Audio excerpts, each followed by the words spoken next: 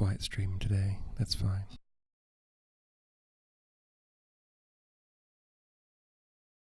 So, last Wednesday in fact, we followed Takeo as he attempted to rescue his wife Keide from the clutches of Lord Fujiwara. Unfortunately, Takeo, he got his army moving, but he was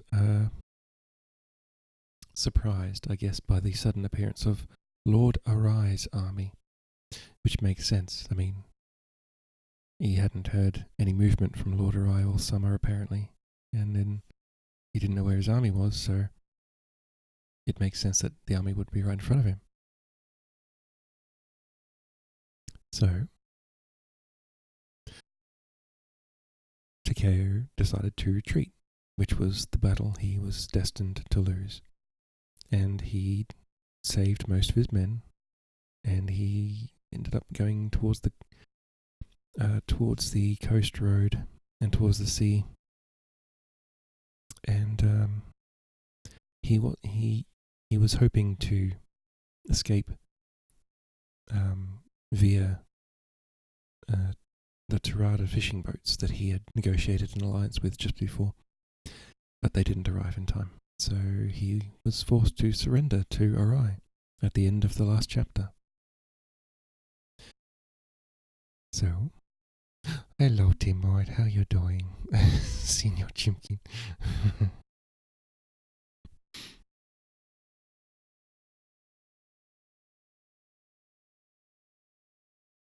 So, yeah. That is where we leave Takeo. Take a fucking sip, babes. I just did.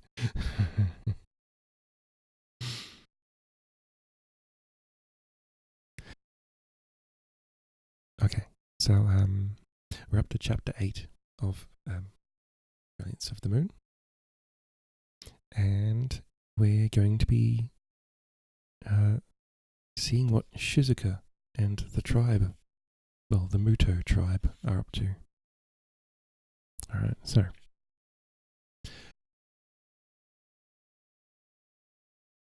Chapter 8.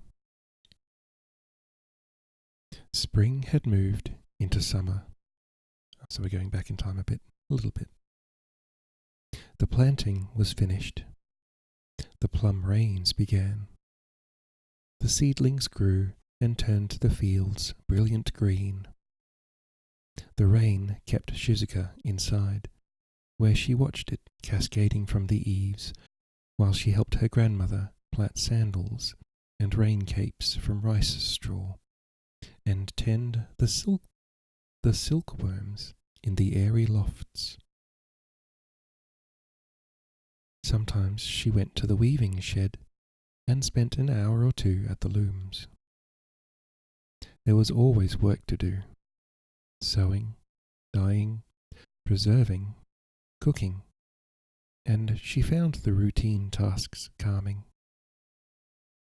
Though she was relieved to lay aside the roles she had played, and glad to be with her family and her sons, often a strange depression took hold of her. She had never been fearful, but now she was troubled by anxiety. She slept badly, woken by the slightest sound. When she slept, she dreamed of the dead. Keide's father often came to her, fixing his sightless eyes on her. She went to the shrine to make offerings, hoping to placate his spirit, but nightmares still troubled her. She missed Keide, missed Ishida, longed for Kondo to come back with news of them, and dreaded his return at the same time. If you remember, Shizuka and Kondo were responsible for rescuing Keide from Keide's father and also killing Keide's father at the same time. He was not a good person. The rains ended, and the hot, humid days of high summer followed. Melons and cucumbers ripened and were pickled with salt and herbs. Shizuka often roamed the mountains, gathering wild mushrooms, mugwort to make moxa with, bugle and madder for dyes, and the other deadlier harvest from which Kenji prepared poison. She watched her sons and the other children at their training, half marvelling as their tribe skills awoke in them. They slipped in and out of sight, and sometimes she saw the trembling, indistinct shape as they learned to use the second self. Her older son, Zenko, was less skilled than his brother. He was only a year or so away from manhood, and his talents should have been developing rapidly. But Shizuka could see that he was more interested in horses and the sword. He took after his father. Would Arai want him now? Or would he still seek to protect his legitimate son by removing the illegitimate?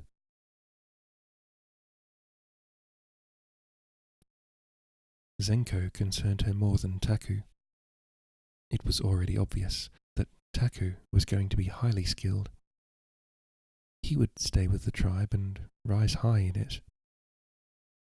Kenji had no sons, and Taku might even be master of the Muto family one day. His talents were precocious. Invisibility came naturally to him, and his hearing was sharp. With the onset of puberty, it might even become like Takeo's. He had loose limbs like hers, and could fold himself into the smallest of spaces and stay hidden for hours on end. He liked to play tricks on the maids, hiding in an empty pickling barrel or a bamboo basket, and jumping out to surprise them like the mischievous tanuki in stories. She found herself comparing a younger son to Takeo. If her cousin had had the same upbringing, if the Kikuta had known about him from birth, he would have been one of the tribe, like her children, like herself, ruthless, obedient, unquestioning. Except, she thought, I am questioning. I don't even think I'm obedient anymore. And what happened to my ruthlessness? I will never kill Takeo, or do anything to hurt Keide. They can't make me. I was sent to serve her, and I came to love her. I gave her my complete allegiance, and I won't take it back. I told her at Inuyama that even women could act with honor. She thought again of Ishida, and wondered if gentleness and compassion were contagious, and she had caught them from him. Ishida was Lord Fujiwara's doctor. Lord Fujiwara currently has Keide hostage. Captive.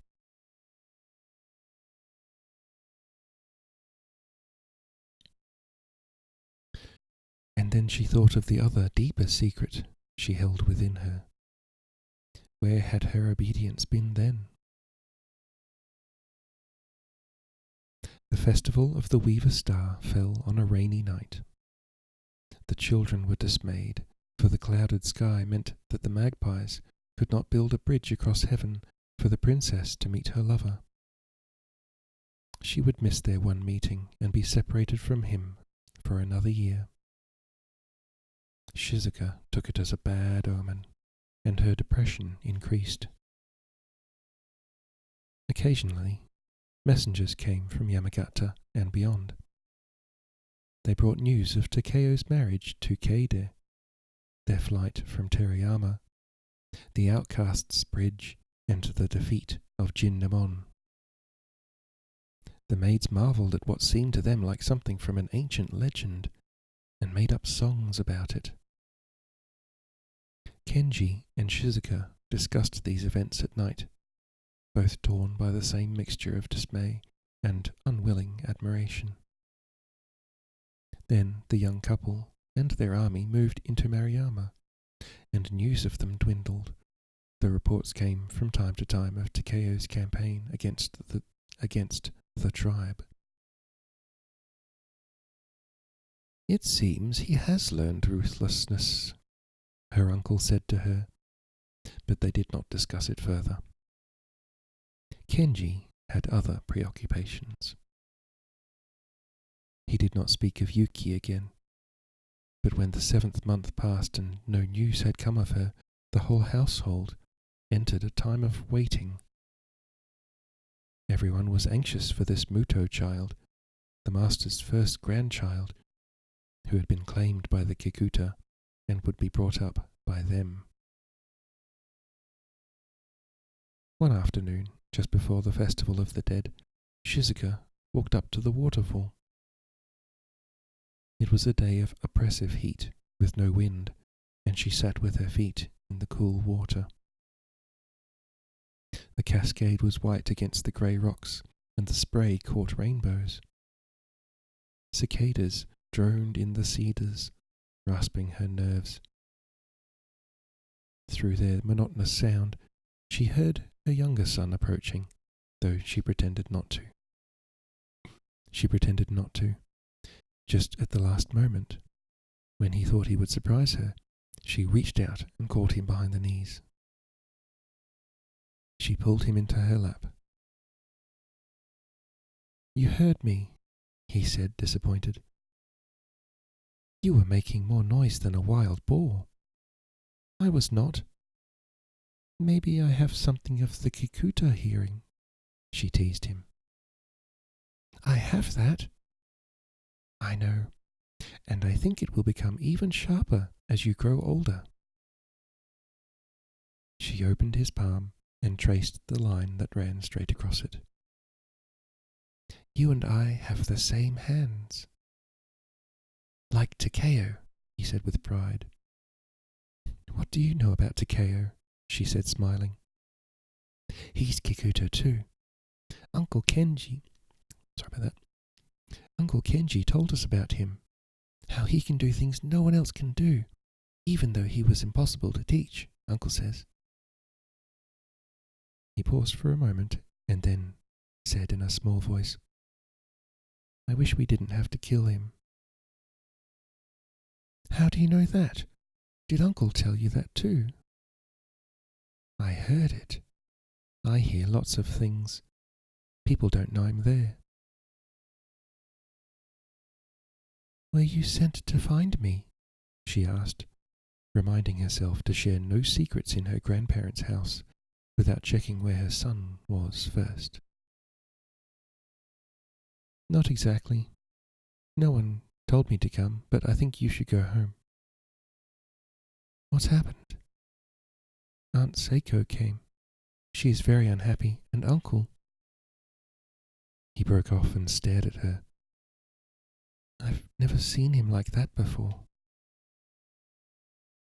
"Yuki," she thought at once. She stood quickly and pulled on her sandals. Her heart was pounding, her mouth dry. If her aunt had come, it could only be bad news. The worst. Her fears were confirmed by the pall of mourning that seemed to have settled over the whole village. The guards' faces were pale, and there were no smiles or banter. She did not stop to question them, but hurried to her grandparents' house. The women of the village had already gathered, leaving fires unlit and the evening meal uncooked.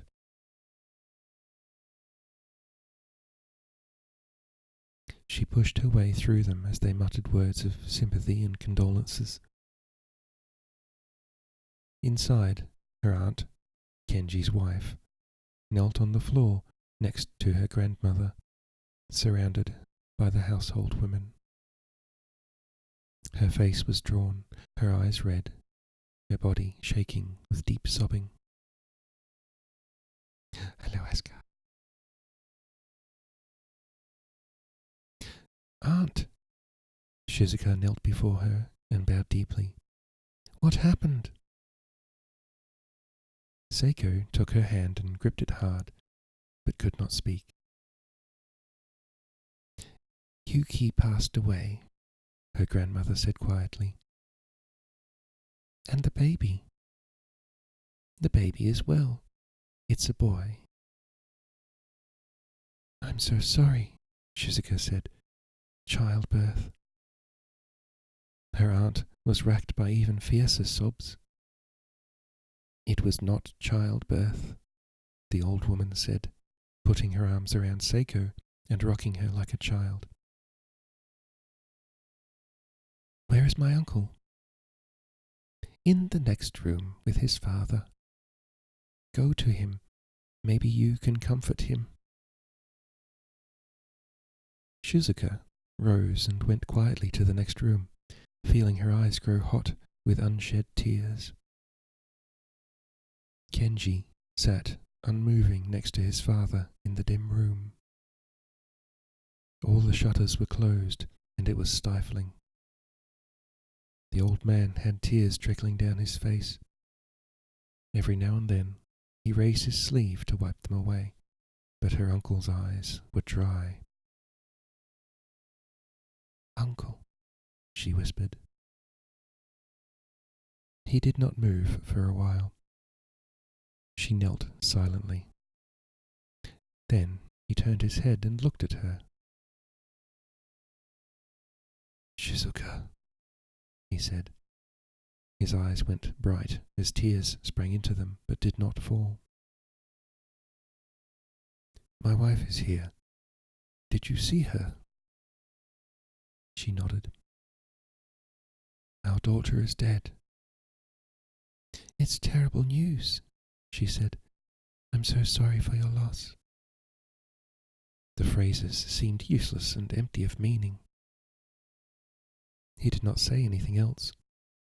Eventually, she dared to ask, How did it happen? The Kikuta killed her. They made her take poison.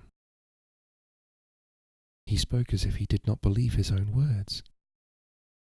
Shizuka herself could not believe them. Despite the heat, she felt chilled to the bone. Why? How could they do such a thing? They did not trust her to keep the child from Takeo, or to bring him up to hate his father. She had thought nothing could shock her about the tribe, but this revelation made her heart nearly stop beating and her voice disappear. Who knows? Perhaps they also wanted to punish me, he said. My wife blames me for not going after Takeo myself, for knowing nothing of Shigeru's records, for spoiling Yuki when she was a child. Don't speak of these things now, she said. You cannot blame yourself. Hey, Kid Monster, how you doing? Hope you're well. He was staring into the distance. She wondered what he was seeing. They did not have to kill her, he said. I will never forgive them for that. His voice broke, and through his face was clenched the tears. Oh, and though his face was clenched, the tears fell then.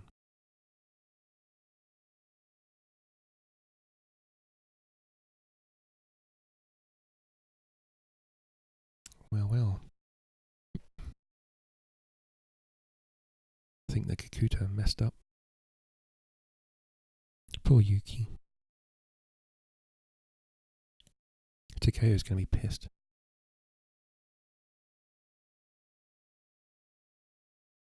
The Festival of the Dead was celebrated with more than usual solemnity and grief. How dare exactly.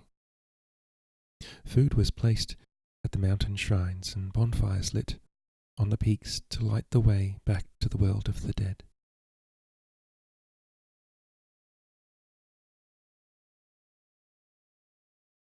Yet the dead seemed reluctant to return.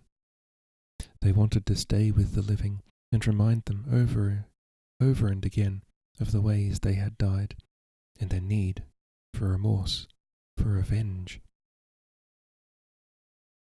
Kenji and his wife brought no comfort to each other, unable to draw close in their grief, each blaming the other for Yuki's death. Shizuka spent many hours with each of them, unable to give them any consolation but her presence. Her grandmother brewed calming teas for Seiko, and the woman slept long and often. But Kenji would take nothing to dull his pain, and Shizuka often sat with him until late at night, listening to him talk about his daughter. Have a good day at work, kid monster.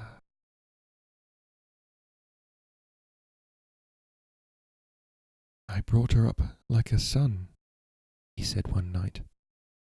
She was so talented and fearless. My wife thinks I gave her too much freedom. She blames me for treating her like a boy. Yuki became too independent. She thought she could do anything. In the end, Shizuka, she's dead because she was a woman. After a moment, he added, probably the only woman I've ever really loved. In an unexpected gesture of affection, he reached out and touched her arm. Forgive me. I am of course very fond of you. As I am of you, she replied. I wish I could ease your grief. Well, nothing can ease it, he said. I will never get over it. I must either follow her into death or live with it, as we all must live with grief. In the meantime, he sighed deeply. The rest of the household had retired. It was a little cooler, and the screens stood open to catch the slight breeze that now and then crept down the mountain. A single lamp burned at Kenji's side. Shizuka moved slightly so she could see something of his face. What? She prompted. He seemed to change the subject. I sacrificed Shigeru to the Kikuta for the sake of unity. Now they have taken my daughter from me too. Again he fell silent. What do you plan to do? The boy is my grandchild, the only one I'll ever have.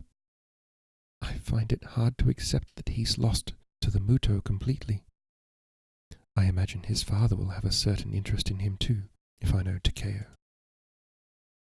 I said before that I would not seek Takeo's death. That's partly why I've been hiding out here all summer.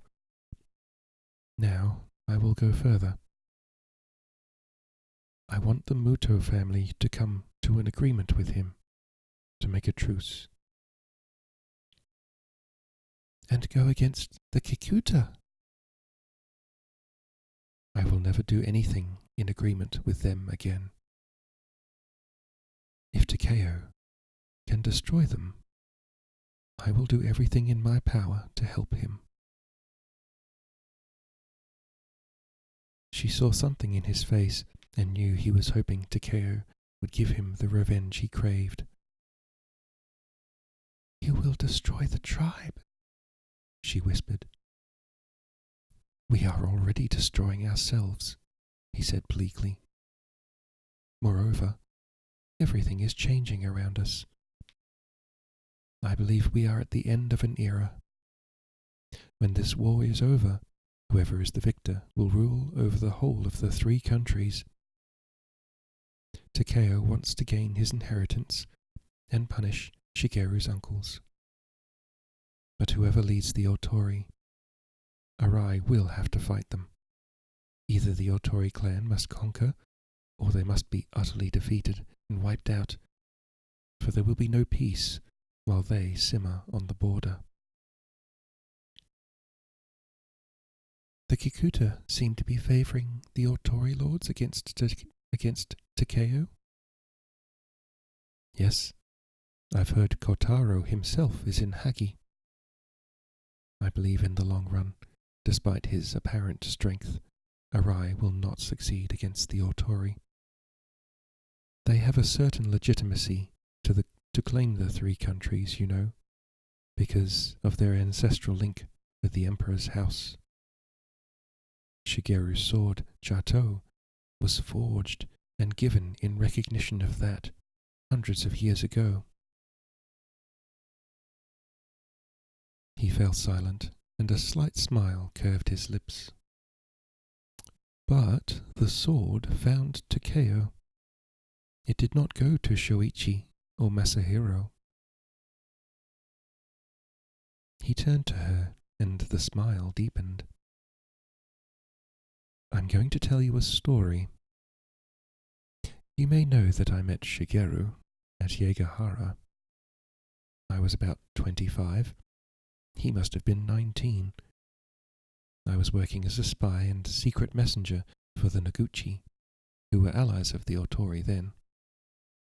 I already knew that they would change sides during the battle and turn on their former allies, giving the victory to Aida and causing the deaths of thousands of men. I've always been detached from the rights and wrongs of our trade, but the depths of treachery fascinate me. There is something appalling about the realization of betrayal that I like to observe. I wanted to see Otori Shigemori's face when the Noguchi turned on him. A bit sadistic, but okay. So, for this rather base motive, I was there, in the thick of the battle. Most of the time I was invisible. I have to say there is something intensely exciting about being in the midst of the fray, unseen. I saw Shigemori. I saw the expression on his face when he realized all was lost.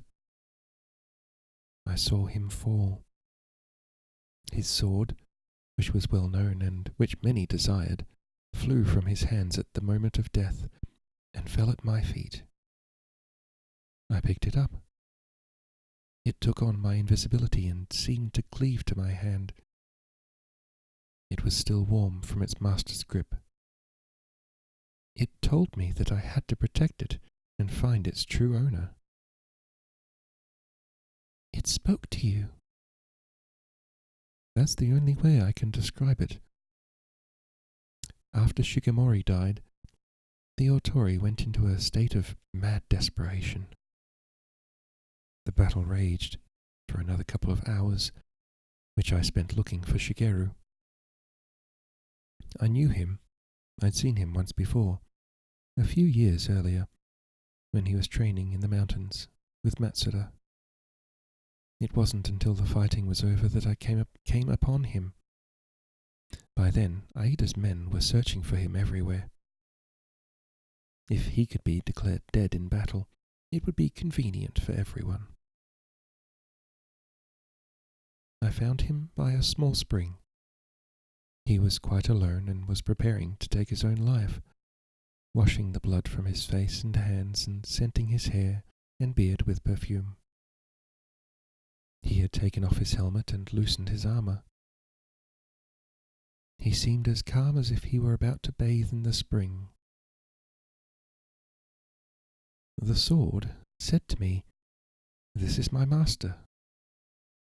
So I called to him, "Lord Otori." And when he turned, I let him see me and held the sword out to him. "Chateau," he greeted it, took the sword in both hands, and bowed deeply. Then he looked at the sword and looked at me and seemed to come out of the trance he was in. said something like, "Don't kill yourself," and then, as if the sword spoke through me, "Live and get revenge." And he smiled and leapt to his feet, the sword in his hand. I helped him get away and took him back to his mother's house in Hagi. By the time we got there, we had become friends. "I often wondered how you met," Shizuka said. "So you saved his life?" "Not I, but Jato. This is the way it goes from hand to hand. Takeo has it because Yuki gave it to him in Inuyama, and because of her disobedience, then the Kikuta started to distrust her."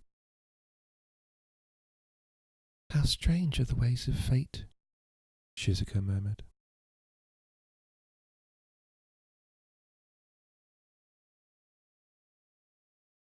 "Yes, there is some bond between us all that I cannot fight. It's mainly because Jato chose Takeo through my daughter that I feel we must work with him. Apart from that, I can keep my promise never to harm him, and maybe make amends for the role I played in Shigeru's death." He paused, and then said in a low voice, "I did not see the look on his face when Takeo and I did not return that night in Inuyama, but it is the expression he wears when he visits me in dreams." Neither of them said anything for a few moments. A sudden flash of lightning hit the room, and Shizuka could hear thunder rolling in the mountains. Kenji went on, "I hope your Kikuta blood will not take you from us now." "No, your decision is a relief to me, because it means I can keep faith with Keide. I'm sorry, but I would never have done anything to hurt either of them." Her admission made him smile. "So I have always thought, not only because of your affection for Keide. I know how strong your feelings were for both Shigeru and Lady Maruyama, and the part you played in the alliance with Arai." Kenji was looking at her closely. "Shizuka, you did not seem completely surprised when I told you about Shigeru's records. I've been trying to deduce who his informant in the tribe might have been." Oh, snap. She was trembling despite herself. Her disobedience, treachery, to give it its true name, was about to be disclosed. She could not imagine what the tribe would do to her. "It was you, wasn't it?" Kenji went on. That would have been Shizuka. It's weird. "Uncle," she began. "Don't be alarmed," he said quickly. "I will never speak of it to another soul. But I would like to know why." "It was after Yegahara," she said. "As you know, I gave the information to Aida that Shigeru was seeking alliances with the Sesshu. Shigeru confided in Arai, and I passed the information on. It was because of me that the Tohan triumphed, because of me that 10,000 died on a battlefield, and countless others afterwards from torture and starvation. I watched Shigeru in the years following, and was filled with admiration for his patience and fortitude. He seemed to me to be the only good man I had ever met, and I had played a leading part in his downfall. So I resolved to help him, to make amends. He asked me many things about the tribe, and I told him everything I could. It was not hard to keep it secret. It was what I had been trained to do. She paused and then said, I am afraid you will be very angry. He shook his head. I should be, I suppose. If I had found out any time before this, I would have had to order your punishment and death. He was gazing at her with admiration. Truly you have the Kakuta gift of fearlessness. In fact, I'm glad you did what you did. You helped Shigeru, and now that legacy protects Takeo. It may even make amends for my own betrayal. Will you go to Takeo now? She asked. I was hoping to have a little more news. Kondo should return soon. Otherwise, yes, I will go to Maruyama. Send a messenger. Send me. It's too dangerous to go yourself. But will Takeo trust anyone from the tribe? Maybe we will both go, and we will take your sons. She gazed steadily at him. A mosquito was whining near her hair, but she did not brush it away. They will be our guarantee to him, Kenji said quietly. Lightning flashed again. The thunder was closer. Suddenly, rain began to fall heavily. It poured from the eaves, and the smell of wet earth sprang from the garden.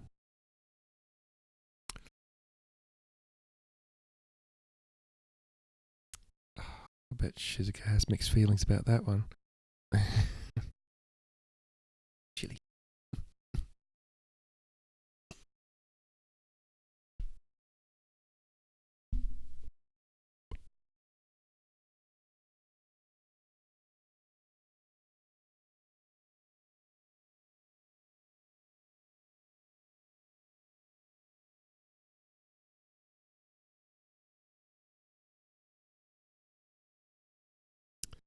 Okay. Right. Still the same chapter.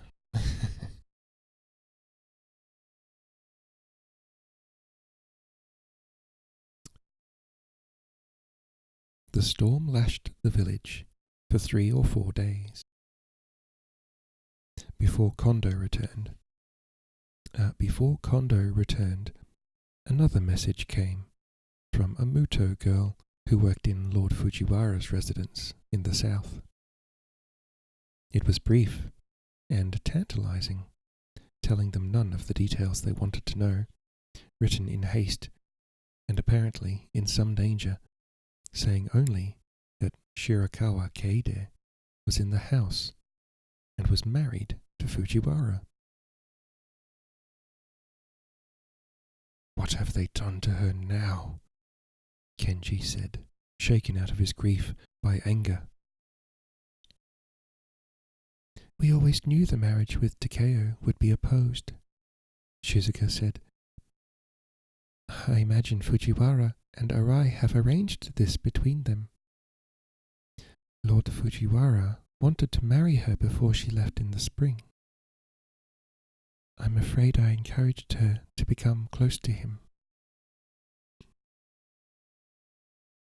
She pictured Keide imprisoned within the luxurious residence, remembered the nobleman's cruelty, and wished she had acted differently.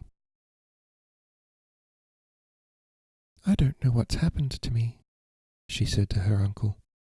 I used to be indifferent to all these things.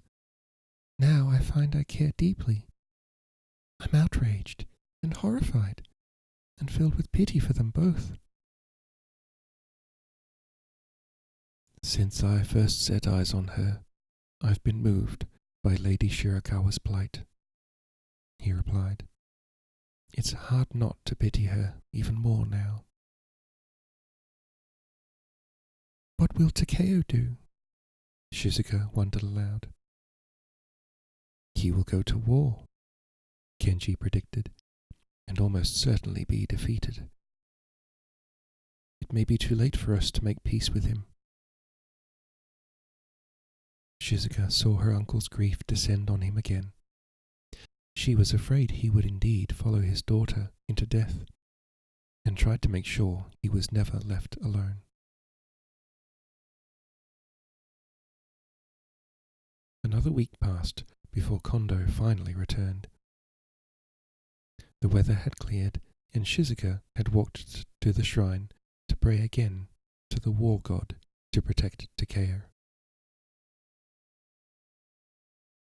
She bowed to the image and stood, clapped her hands 3 times, asking also, helplessly, that Keide might be rescued. As she turned to walk away, Taku came shimmering out of invisibility in front of her. Ha!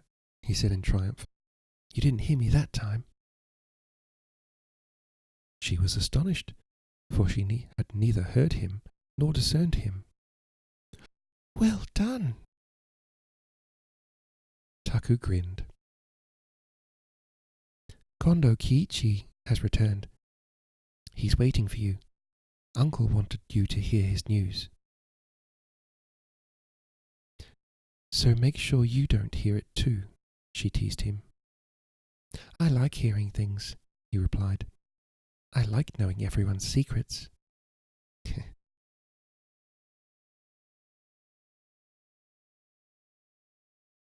He ran ahead of her up the dusty street, going invisible every time he passed from sunshine to shadow. It's all a game to him, she thought, as it used to be for me.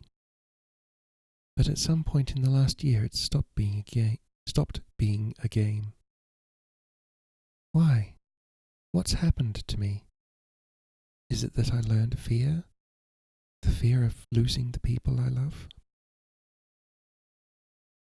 Kondo sat with her uncle in the main room of the house. She knelt before them and greeted the man who, 2 months earlier, had wanted to marry her. She knew now, seeing him again, that she did not want him. She would make some excuse, plead ill health. His face was thin and haggard, though his greeting was warm. I'm sorry I've been so delayed, he said. At one point, I did not think I would return at all. I was arrested as soon as I got to Inuyama.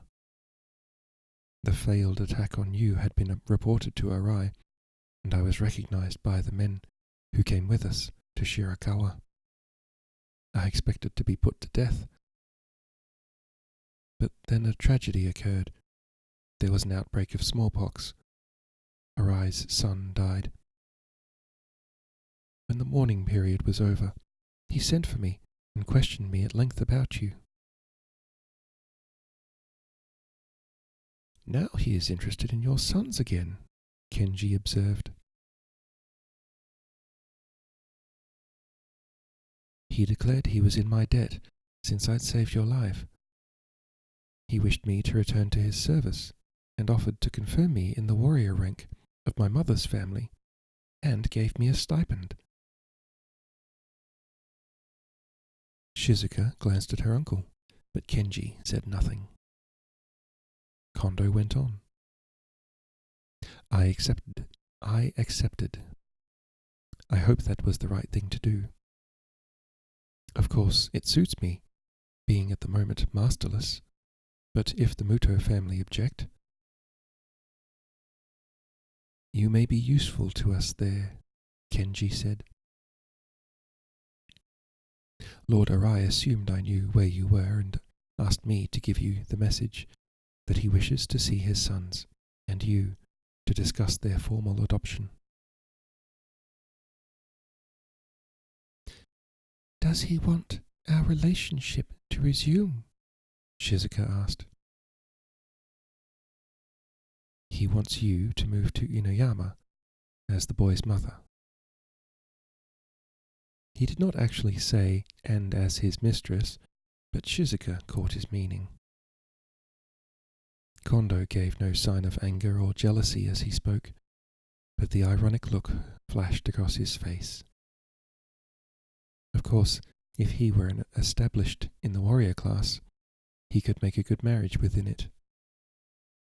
It was only when he had been masterless that he'd seen a solution in her.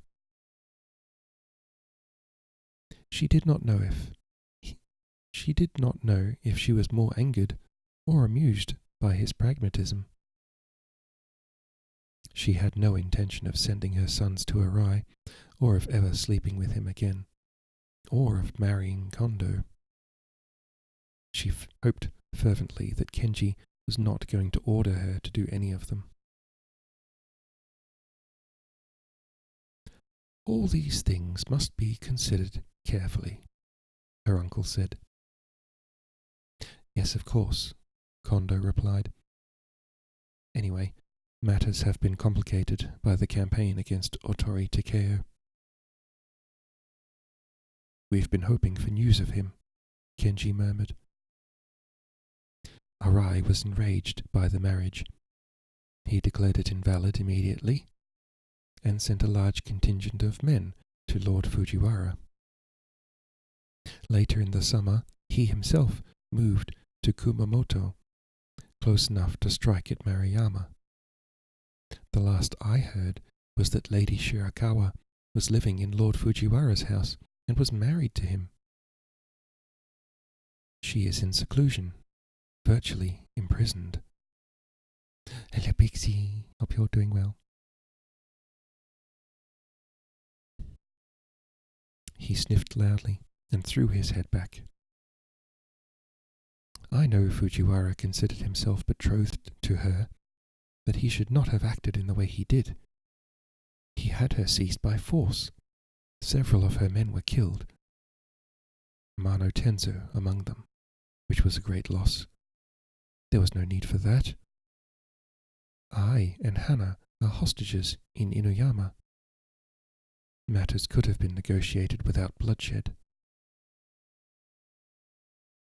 Shizuka felt a pang of sorrow for the two girls.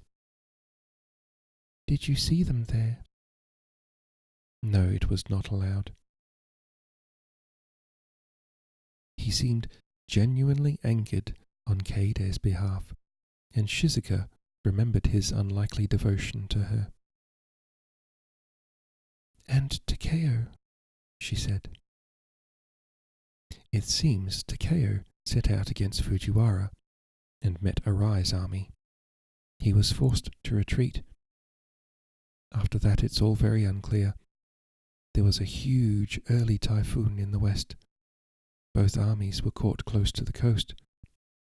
No one really knows yet what the outcome was. If Arai defeats Takeo, what will he do with him? Shizuka asked. That's what everyone wonders. Some say he will have him executed, some that he wouldn't dare because of Takeo's reputation, some that he'll make an alliance with him against the Otori and Hagi. Close to the coast? Kenji questioned. Which part, exactly? Near a town called Shuho, I believe. I don't know the district myself.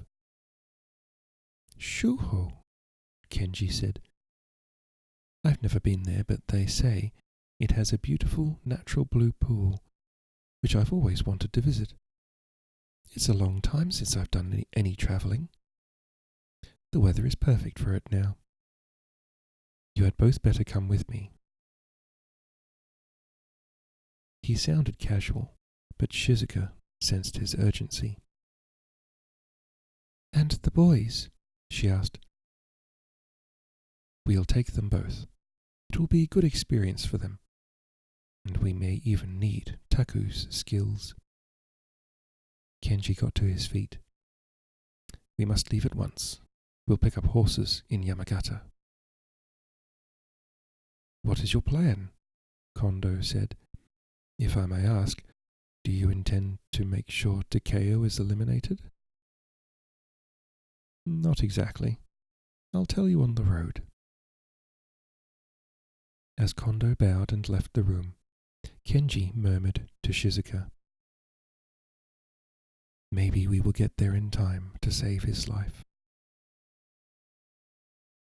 End of chapter 8. So. so. Kenji is not happy with the Kikuta, who had Yuki put to death because the Kikuta feared she would prevent them from raising him to hate Takeo. So the Kikuta put Yuki to death, and Kenji, and everyone's mourning her, and Kenji's like, I'm not dealing with them ever again. So now it looks like the Muto family and the Kikuta family are at odds in the tribe.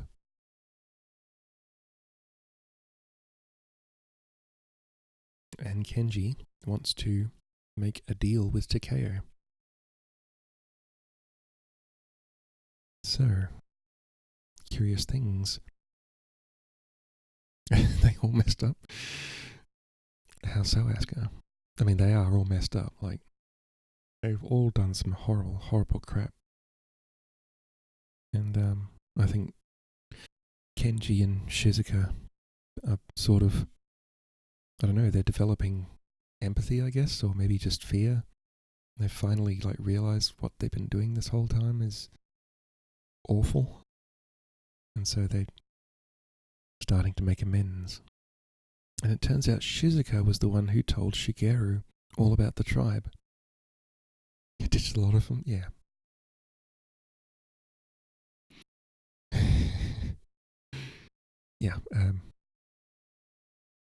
Yeah, they're not good people. Maybe they're finally waking up from, I mean, not them particularly, but the families kind of, or the tribe are kind of waking up from their legacy of awful crap.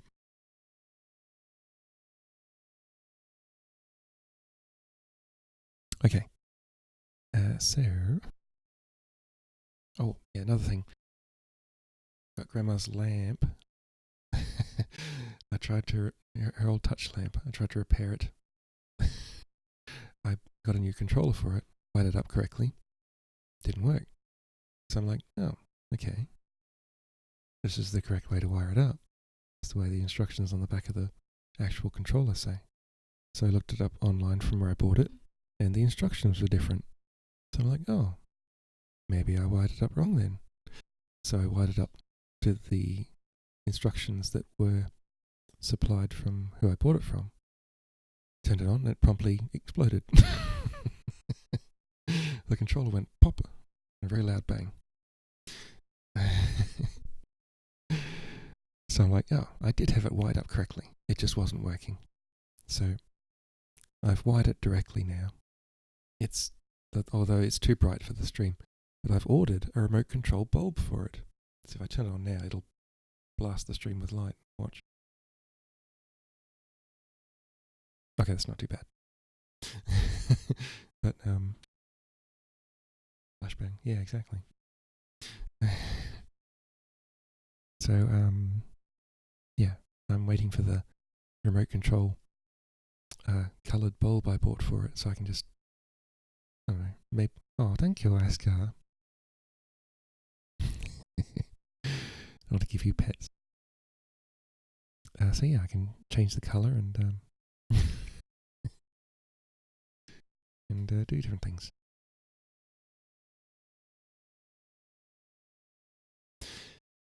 And do the honours. Or I'll do it, whatever. Whoops. Oh shit.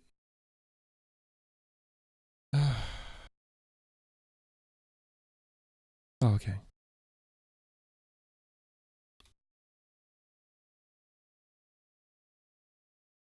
Oh, Jesus. You there, Asker?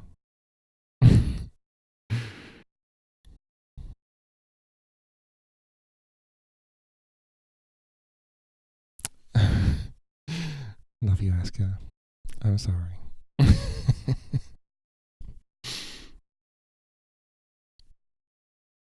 That wasn't that was an accident. That wasn't a punishment or anything.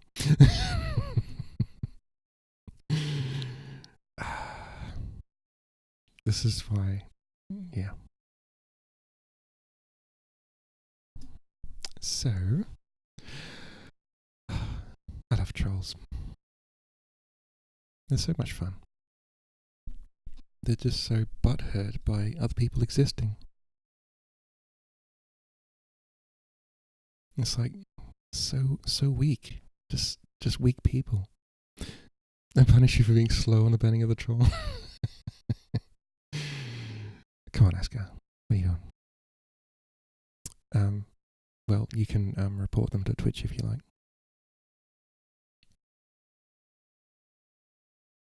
Correct whip, yeah.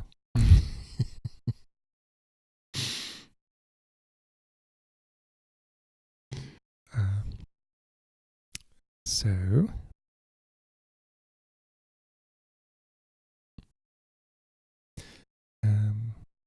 actually, I wonder how old that account was. Oh, 2 years old.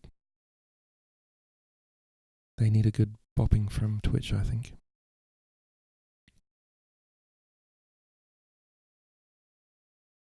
I swear I've seen that account before. In another stream. Probably Ari's stream. I've probably banned them before. In Ari's stream. Chapter 9.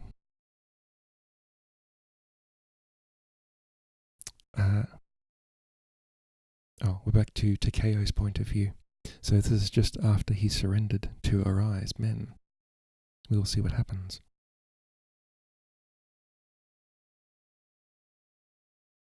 No one spoke as we rode, but the attitude of Akita and his warriors seemed courteous and respectful.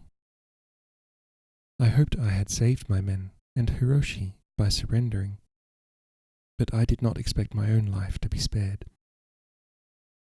I was grateful to Arai for having me treated like a Notori lord, one of his own class, and for not humiliating me. But I imagined he would either have me executed or order me to kill myself.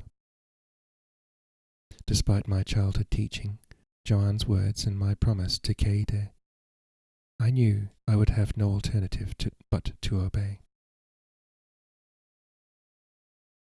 The typhoon had cleared the air of all humidity.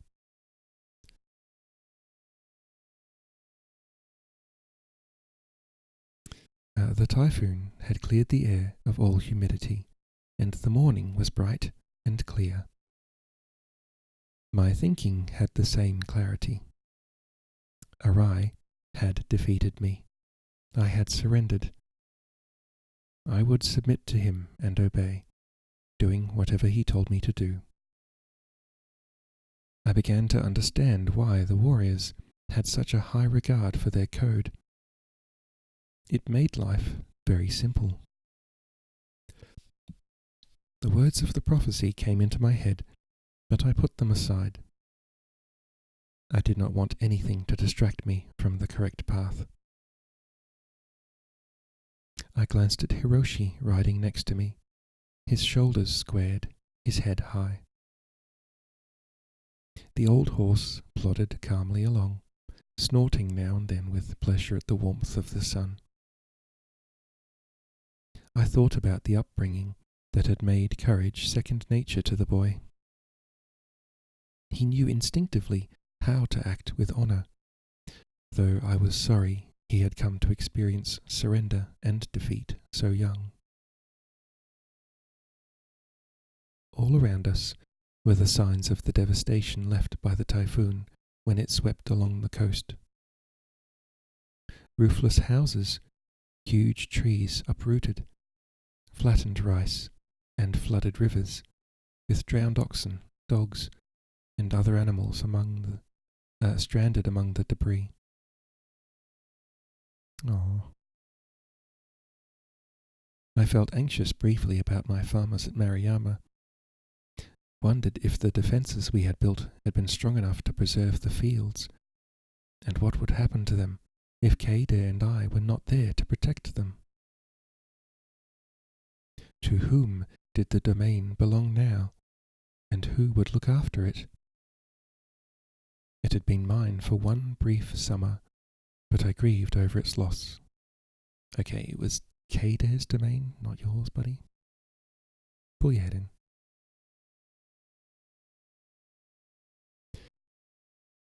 I had put all my energy into restoring it. No doubt the tribe would return to punish those who had supplanted them and take up their cruel trade again. And no one but I could put a stop to them. As we approached the small town of Shuho, arised men could be seen foraging for food.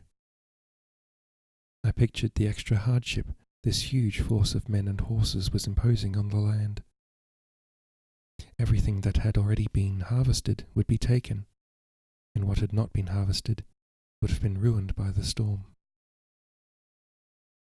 I hoped these villages had secret fields and hidden stores. If not, they would starve when winter came. Shuho was famous for its many cold springs, which formed a lake of a brilliant blue colour. The water was reputed to have healing qualities and was dedicated to the goddess of good fortune. Perhaps this was what gave the place a cheerful atmosphere, despite the invasion of the troops and the destruction of the storm.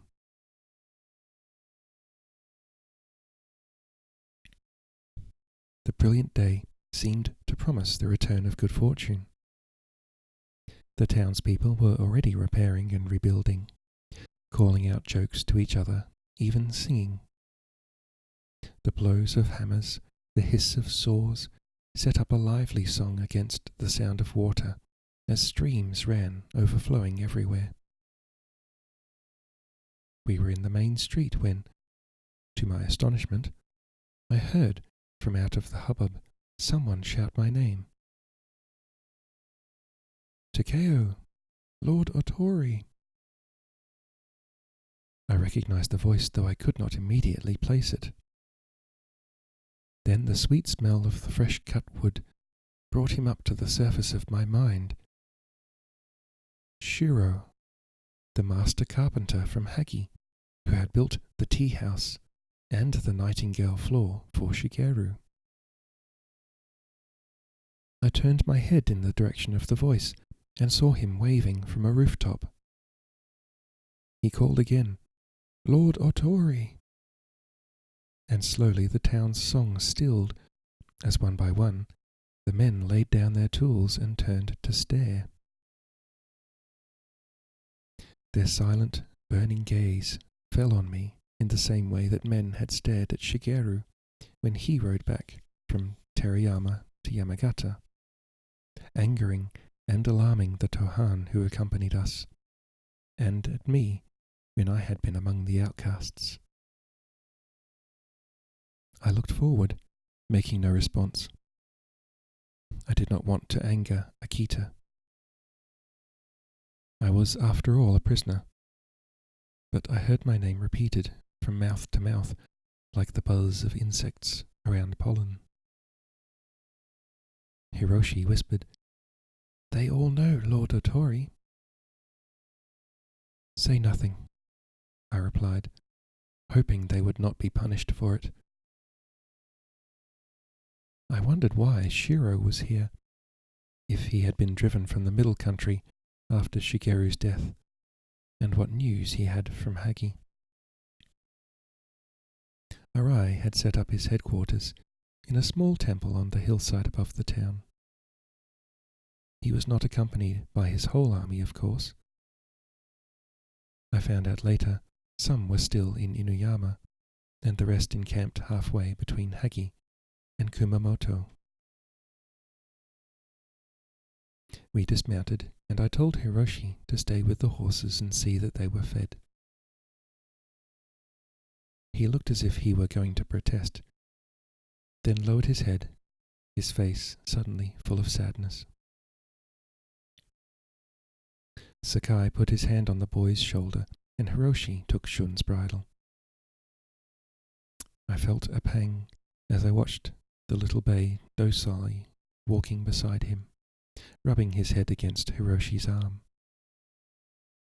He had saved my life many times, and I did not want to part with him. For the first time, the thought that I might not see him again lunged and hit me, and I realized how deeply I did not want to die.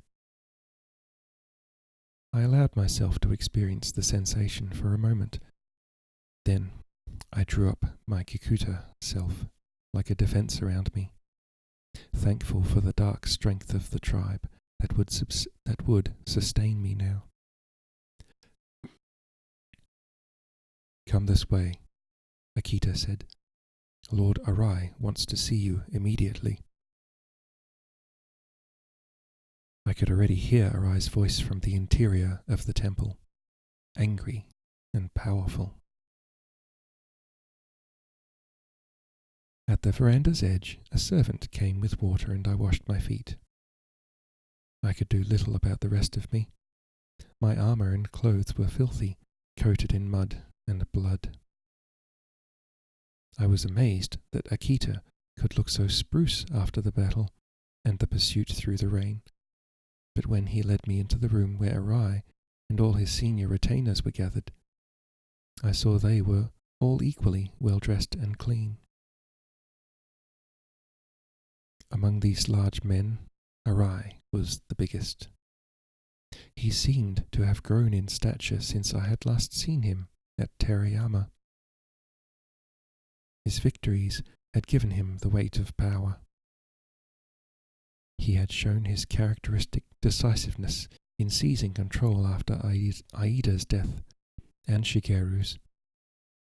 He was physically brave, quick-thinking, and ruthless, and he had the ability to bind men to him in loyalty. His faults were rashness and obstinacy. He was neither flexible nor patient, and I felt he was greedy. Whereas Shigeru had sought power because with it he could rule with justice and in harmony with heaven, Arai sought power for its own sake. All this flashed through my mind as I took one quick look at the man seated on the raised section of the room, flanked by his retainers. He wore elaborate armor, resplendent in red and gold, but his head was bare. He had grown his beard and moustache, and I could smell their perfume. Our eyes met for a moment, but I could read nothing in them other than his anger.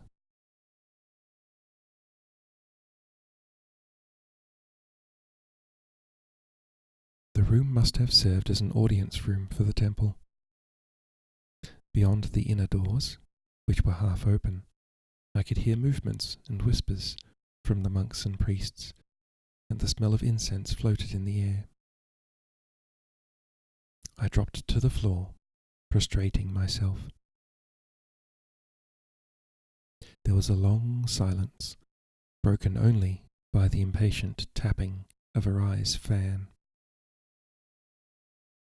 I could hear the quickened breathing of the men around me, the beating of their hearts like drums, and in the distance the song of the town rebuilding itself. I thought I heard Shun whicker from the horse lines, the eager sound of a horse seeing food. "What a fool you are, O Tori!" Arai shouted into the silence. "I command you to marry, and you refuse. You disappear for months, abandoning your inheritance? You reappear and have the audacity to marry a woman under my protection without my permission. You dare to attack a nobleman, Lord Fujiwara.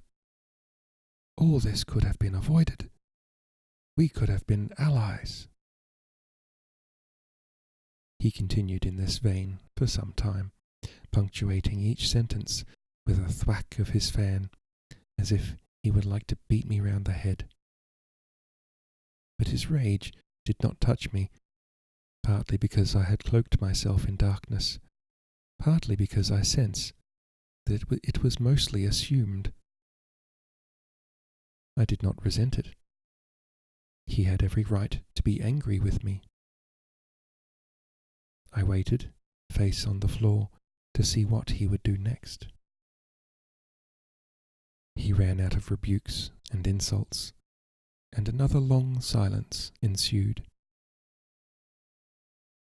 Finally he grunted. "Leave us.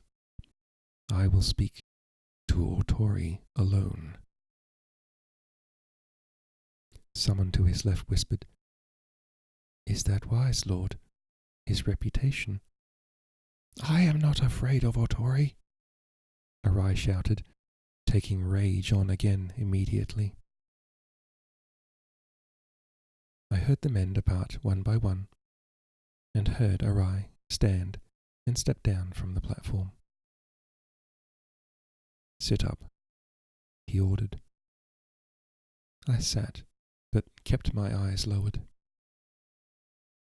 He knelt down, so we were knee to knee, and could speak without being overheard. "Well, that's out of the way," he said, almost affably. "Now we can talk strategy." "I'm deeply sorry for offending Lord Arai," I said. All right, what's past is past." Suddenly, Arai is Australian. Let's go. He's Russell Crowe. My advisors think I should... No, that's too much. My advisors think you should be ordered to kill yourself for your insolence. To my amazement, he began to chuckle. "Lady Shirakawa is a beautiful woman. It must be punishment enough to lose her. I think many are jealous that you went ahead and did what they wished they dared to do. And you lived, which many consider a miracle given her reputation. Women pass, though. What matters is power. Power and revenge." I bowed again, to avoid revealing the fury his shallow words aroused in me. He went on. "I like boldness, Takeo." Is he complimenting him or coming on to him? "I admire what you did for Shigeru. I promised him a long time ago that I would support you in the case of his death.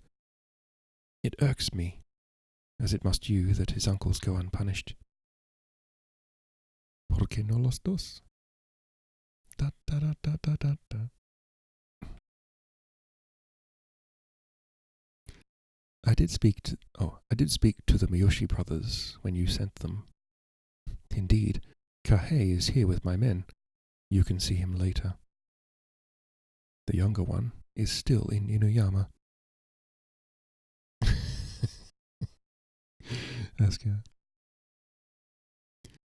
"I learned from them how you outwitted the main Autori army, and how many of the clan favor you. The battle at Asagawa was well done. Nariaki had been bothering me, and I was pleased to see him removed. We came through Maruyama and saw your work there, and Kahei told me how you dealt with the tribe. You learned Shigeru's lessons well. He would be proud of you."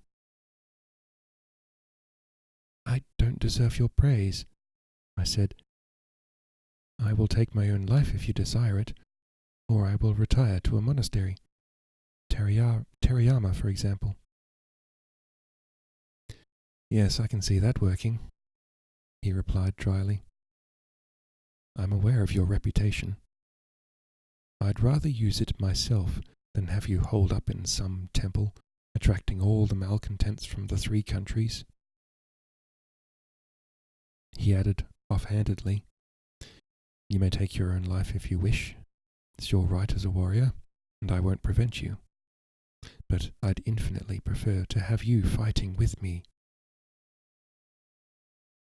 Lord Arai, the whole of the 3 countries obeys me now, apart from the Otori. I want to deal with them before winter. Their main army is still outside Yamagata. I believe they can be defeated, but they will fall back to Hagi, and it is said that the town cannot be taken by siege, especially once the snows begin. He stared at me, studying my face. I kept my expression impassive, my eyes turned away. I have 2 questions for you, Takeo. How were you able to identify the tribe in Maruyama?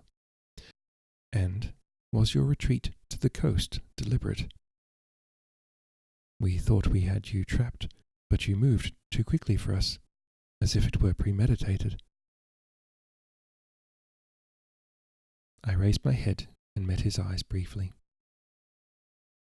I accept your offer of an alliance, I said. I will serve you loyally. In return, I understand that you recognize me as the lawful heir of the Otori clan, and will support me in reclaiming my inheritance in Hagi. He clapped his hands, and, when a servant appeared at the door, ordered wine to be brought. I did not tell him that I would never give up Keide, and he, no doubt, was less than frank with me.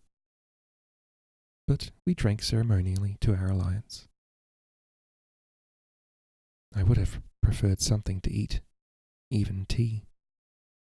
The wine hit my empty stomach like fire. Now you may answer my questions, Arai said. I told him about Shigeru's records of the tribe and how I had been given them at Teriyama. Where are they now? At Maruyama? No. So where? You won't tell me. They are not in my possession, but I know where they are, and I carry most of the information in my head. So that's how you were so successful, he said. The tribes seem eager to assassinate me, I said.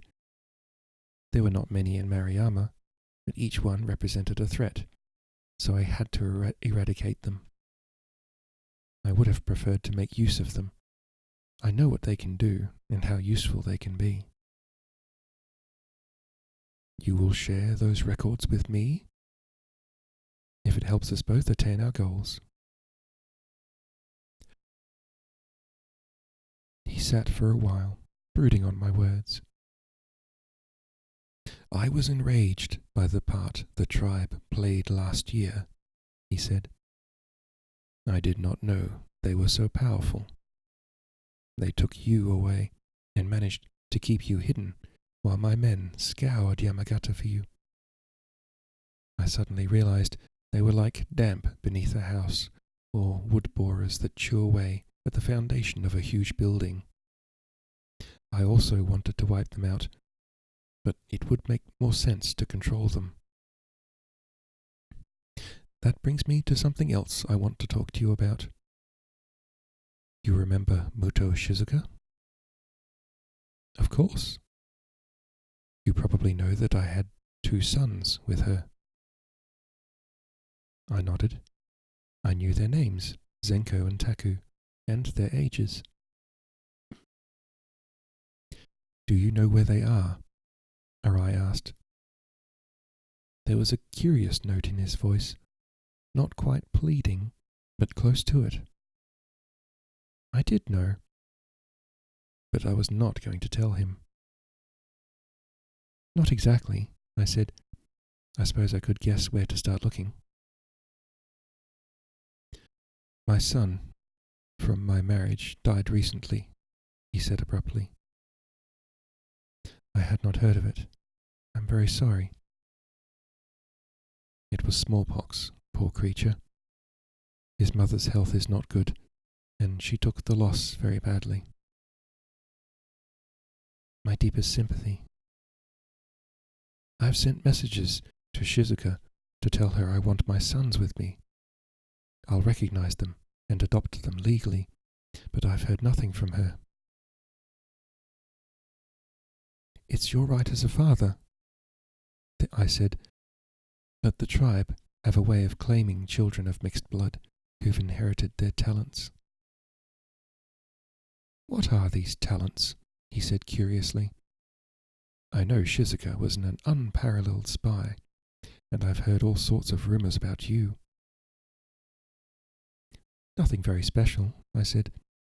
Everyone exaggerates them. It's mainly a question of training. I wonder, he said, staring at me. I resisted the temptation to meet his gaze. I realized suddenly that the wine and my reprieve from death had made me light-headed. I sat still and said nothing, drawing up my self-control again. Well, we'll talk about this again. My other question concerns your retreat to the coast. We expected you to fall back to Mariyama. I told him about my pact with the Tirada and my plan to enter Hagi by ship and infiltrate the castle from the sea, while sending an army to decoy the Otori forces and tie them up on land. He was immediately taken with the plan, as I knew he would be, and it increased his enthusiasm to tackle the Otori before Hagi was closed by winter.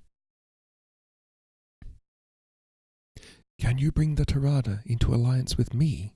He demanded, his eyes fiery and impatient. I expect they will want something in exchange. Find out what it is. How soon can you reach them? If the weather holds, I can get word to them in less than a day. I'm trusting you with a lot, Otori. Don't let me down. He spoke to me with the arrogance of an overlord, but I think we both knew how much power I also held in our transaction. I bowed again, and as I sat up, I said, May I ask you something? Certainly. If I had come to you in the spring and sought your permission to marry Lady Shirakawa, would you have given it? He smiled, his teeth white in his beard. The betrothal had already been arranged with Lord Fujiwara. Despite my affection for Lady Shirakawa and yourself, your marriage had become impossible. I could not insult a man of Fujiwara's rank and connections. Besides, he leaned forward and dropped his voice. Fujiwara told me a secret about Aida's death that very few of us know. He chuckled again. Lady Shirakawa is far too dangerous a woman to let live freely. I much prefer to have her kept in seclusion by someone like Fujiwara. Many thought she should be put to death. In a way, he has saved her life by his magnanimity.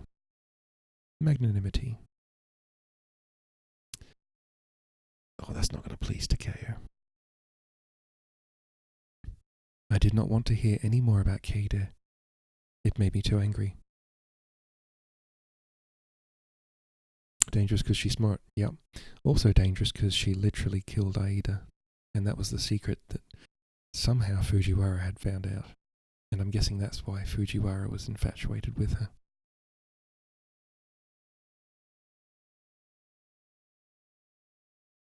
because everyone thought Takeo had killed Aida. Not Fujiwara, Aida, I meant Lord Aida. Everyone thought Takeo had killed Lord Aida, but it was Kade who had killed Lord Aida with I think it was, first she stuck him with a pin, then got the dagger out.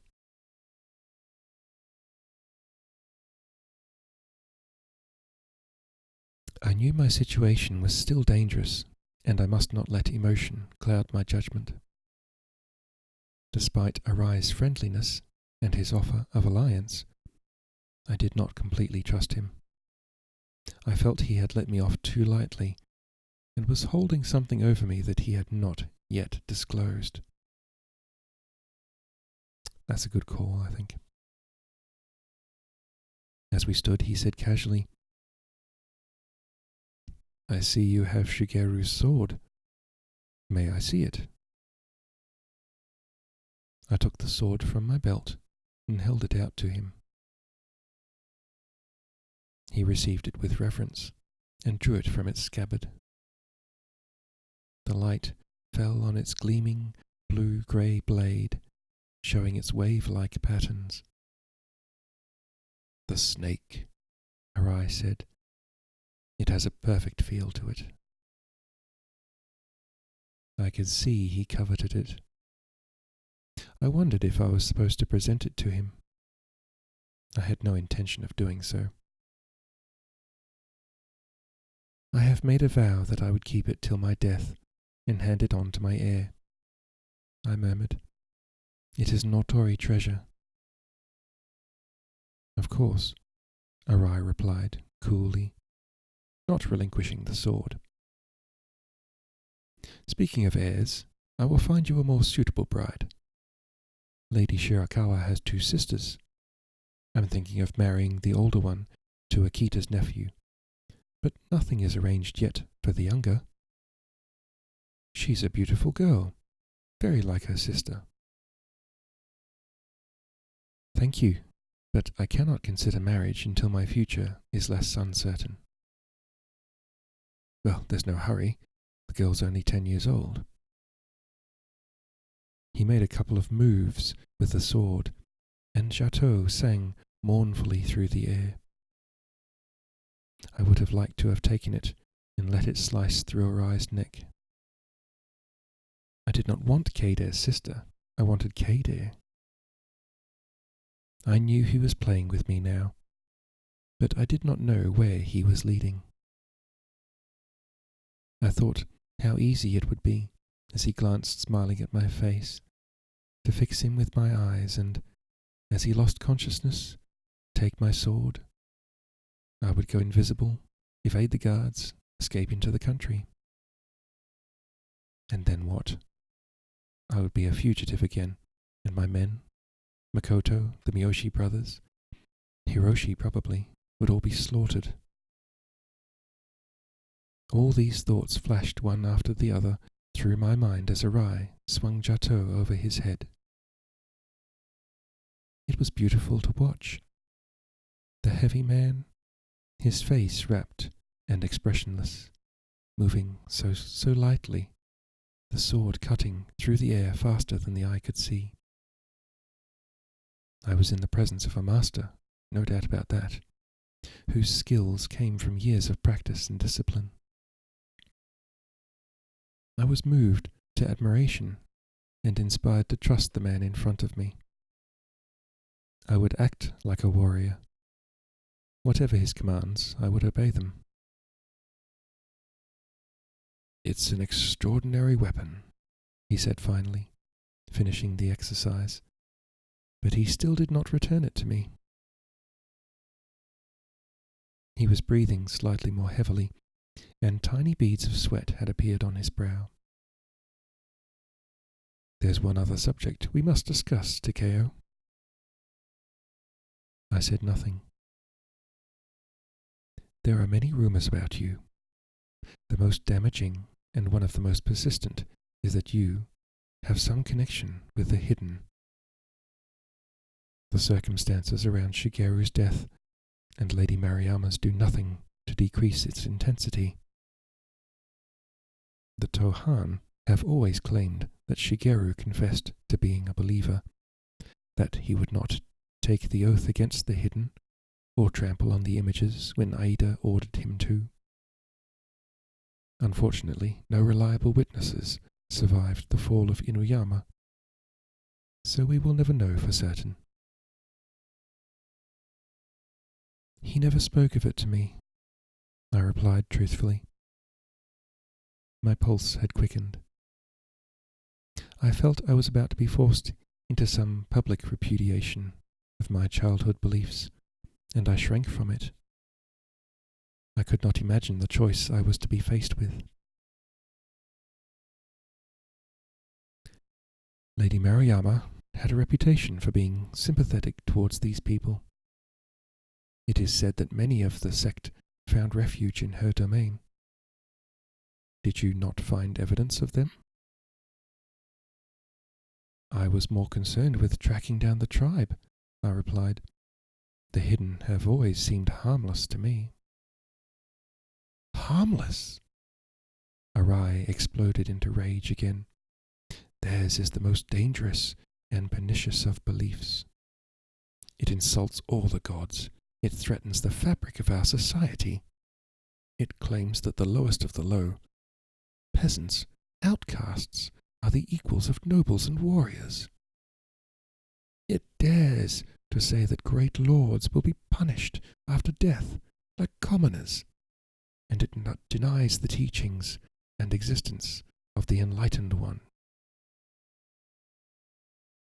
He glared at me, his veins blue, his eyes three-cornered. I am not a believer, I said. I spoke the truth, but I still felt a pang of regret for the teachings of my childhood, and a certain remorse for my faithlessness. Arai grunted. Come with me. He swept out of the room onto the veranda. His guards immediately leapt to their feet, one of them bringing his sandals for him to step into. I followed his entourage as he walked swiftly around the side of the blue pool and past the horse lines. Shun caught sight of me and neighed. Hiroshi was standing next to him, holding a bucket. When he saw me, surrounded by guards, his face blanched.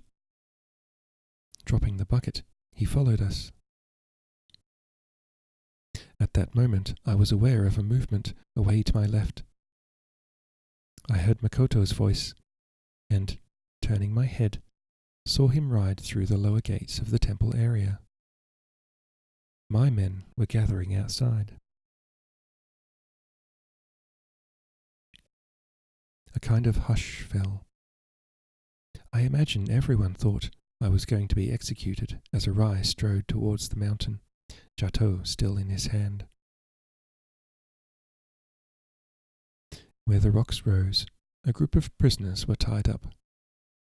They looked like a mixture of bandits, spies, masterless warriors, and the usual unfortunates who were simply in the wrong place at the wrong time. Most of them crouched silently, resigned to their fate. One or two whimpered in terror. One was keening. Beneath their moans, I could clearly hear Joanne praying under his breath. Arai called an order, and the outcast was pulled forward. I gazed down on him.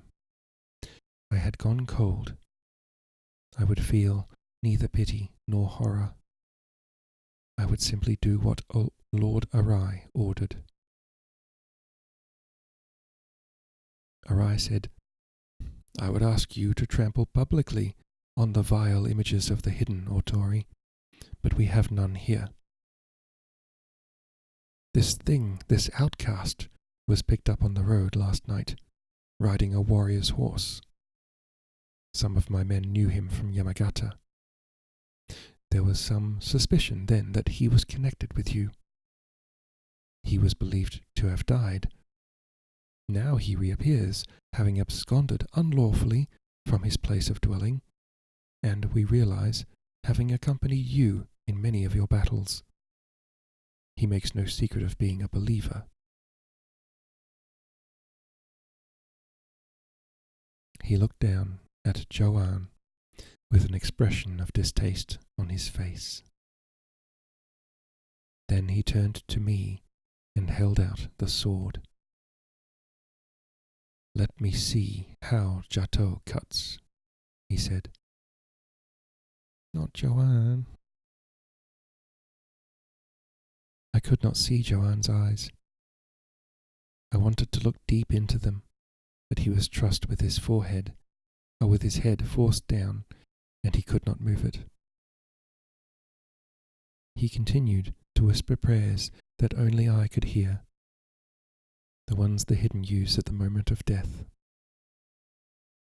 There was no time to do anything except take the sword and wield it. I knew that if I hesitated for a moment, I would never be able to do it, and I would throw away everything I'd struggled for. I felt the familiar, comforting weight of Chateau in my hand, prayed that it would not fail me, and fixed my eyes on the exposed bones of Joanne's neck. The blade cut as true as ever. 07, Joanne. You released my brother from his suffering in Yamagata. If it comes to it, will you do the same for me? It had come to it, and I was doing what he requested. I spared him the anguish of torture and gave him the same swift and honorable death as Shigeru. But I still regard his death as one of the worst acts of my life, and the memory of it loosens my teeth and makes me sick to my stomach. I could show nothing of that then. Any ensuing sign of weakness or regret would have been the end of me. An outcast's death was of less significance than a dog's. I did not look down at the severed head, the gushing blood. I checked the cutting edge of the sword. There was not a trace of blood on it. I looked at Arai. He met my gaze for a moment before I dropped my eyes. "There," he said in satisfaction, looking around at his retainers. "I knew we had nothing to worry about with Otori." He clapped me on the shoulder, his good humour completely restored. "We'll eat together and talk about our plans. Your men can rest here. I'll see they're fed." I had completely lost track of time. It must have been around midday. While we ate, the temperature began to drop, and a chill wind sprang up from the northwest. The sudden onset of cold spurred Arai into action. He decided to leave at the first light the next day, meet up with the rest of his army, and march at once towards Hagi. I was to take my men back to the coast, contact Terada, and make arrangements for the attack by sea. We arranged that the battle would take place at the next full moon, that of the 10th month. If I was unable to achieve the sea voyage by then, Arai would abandon the campaign, consolidate the territory he'd taken so far, and retire to Inuyama, where I was to join him. Neither of us put much store by this second plan. We were determined to settle affairs before winter. Kahei was summoned, and we greeted each other with delight, both of us having feared we would never meet again. Since I could not take all my men with me by ship, I would allow them to rest for a day or two before sending them east under Kahei's command. I had not yet spoken to Makoto, and was not sure whether to take him with me or send him with Kahei. I remembered he had said he had little experience of ships and the sea. When I met up with him, we were fully occupied with organising billeting and food in a district already stretched to its limit. I was aware of something in his gaze, sympathy, compassion, but I did not want to talk to him or to anyone. By the time everything was settled, as best it could be, and I returned to the pool, it was early evening. Joanne's remains were gone. So were all the other prisoners, executed and buried with little ceremony. I wondered who had buried them. Joanne had come with me to bury the dead, but who would do the same for him? Since I was passing the lines, I checked on my horses. Sakai and Hiroshi were there, feeding them, glad for their sake as much as their own to have an extra day or so of rest. Maybe you should leave with Lord Arai tomorrow, I told Sakai. We seem to be on the same side as Maruyama again. You can take Hiroshi home. Forgive me, Lord Otori, he said, but we'd prefer to stay with you. The horses are used to us now, Hiroshi put in, patting Shun's short, muscular neck as the animal ate greedily. Don't send me back. I was too tired to argue about it, and, indeed, preferred to keep both my horse and the boy with my own men. So thirsty.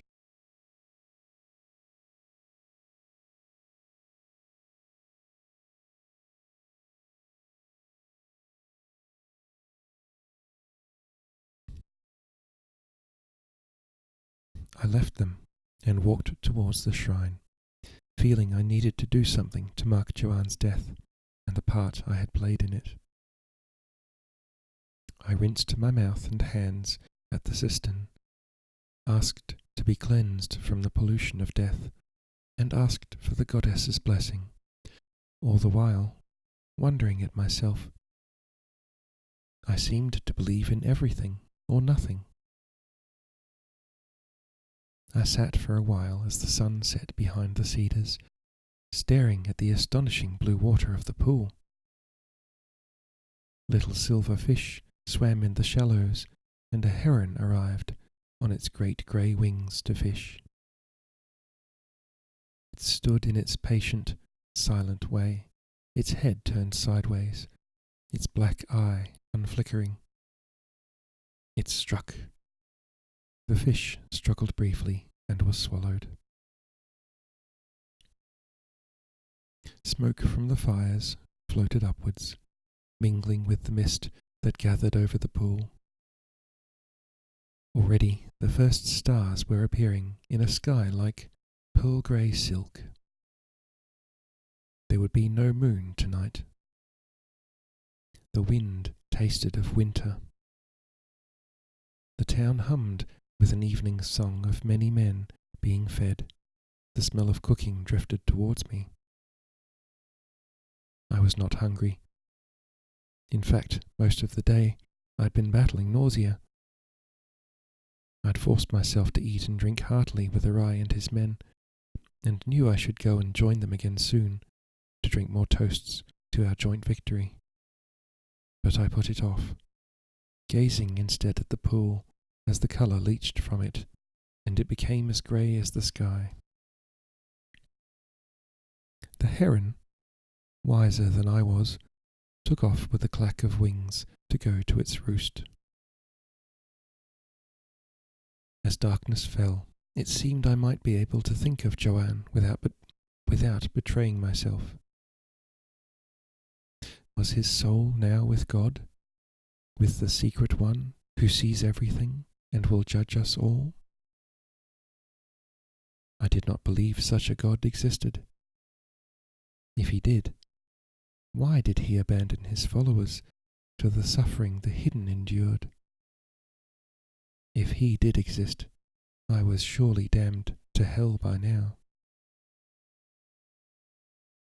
Your life has been brought into the open and is no longer your own. Joanne had believed in this prophecy. Peace comes at the price of bloodshed. Despite the teaching of the hidden not to kill, he had known and accepted that. I was more determined than ever to bring that peace, so that his blood, shed by me, would not be wasted. Telling myself I must not sit there and brood, I was getting to my feet when I heard Makoto's voice in the distance. Someone responded, and I realized it was Shiro. In one of those Trix memory plays, I had completely forgotten seeing him earlier. My meeting with Arai, and what had happened afterwards, had laid too thick a layer over it. Now it came back to me, his voice calling my name, and the hush that had fallen as I rode through the town. Makoto called to me. Takeo, this man was looking for you. He wants you to come to his house. Shiro grinned. We've only got half the roof back on, but we've got food to spare and firewood. It'd be an honor. I was grateful to him, feeling that his earthy practicality was just what I needed. Makoto said quietly to me, Are you all right? I nodded, suddenly not trusting my voice. He said, I am very sorry for Joanne's death. It was the second time he had used the outcast's name. He did not deserve it, I said. In many ways it was more than he deserved, a swift death at your hands. It could have been far worse. Let's not talk about it. It's done. I turned to Shiro and asked him when he had left Hagi. Over a year ago, he said. Lord Shigeru's death saddened me, and I had no desire to serve the Autori once he and you were gone. This is my hometown. I was apprenticed in Hagi as a boy of 10, over 30 years ago. Oh, he's not that old. I'm surprised they let you go, I said. For a master carpenter's of Shiro's skill, were usually highly valued and retained jealously by the clans. I paid them, he replied, chuckling. Dial down the old voice now? Yeah. The thief has no money. They'll let anyone go if they give them enough cash in exchange. No money, I exclaimed. But the Autori are one of the richest clans in the 3 countries. What happened? War, mismanagement, greed. And the pirates haven't helped. Sea trade is at a standstill. This is encouraging news, Makoto said. Can they afford to maintain their army? Barely, Shiro said. The men are well equipped. Most of the thief's income has been spent on armor and weapons. But food is always short and taxes are sky high. There's a lot of discontent. If Lord Takeo returns to Hagi, I reckon half the army will join him. Is it common knowledge that I plan to return? I asked. I wondered what spies the Autori maintained, and how soon this news would get back to them.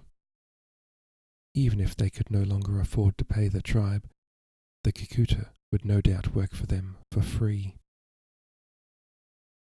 It's what everyone hopes, Shiro replied.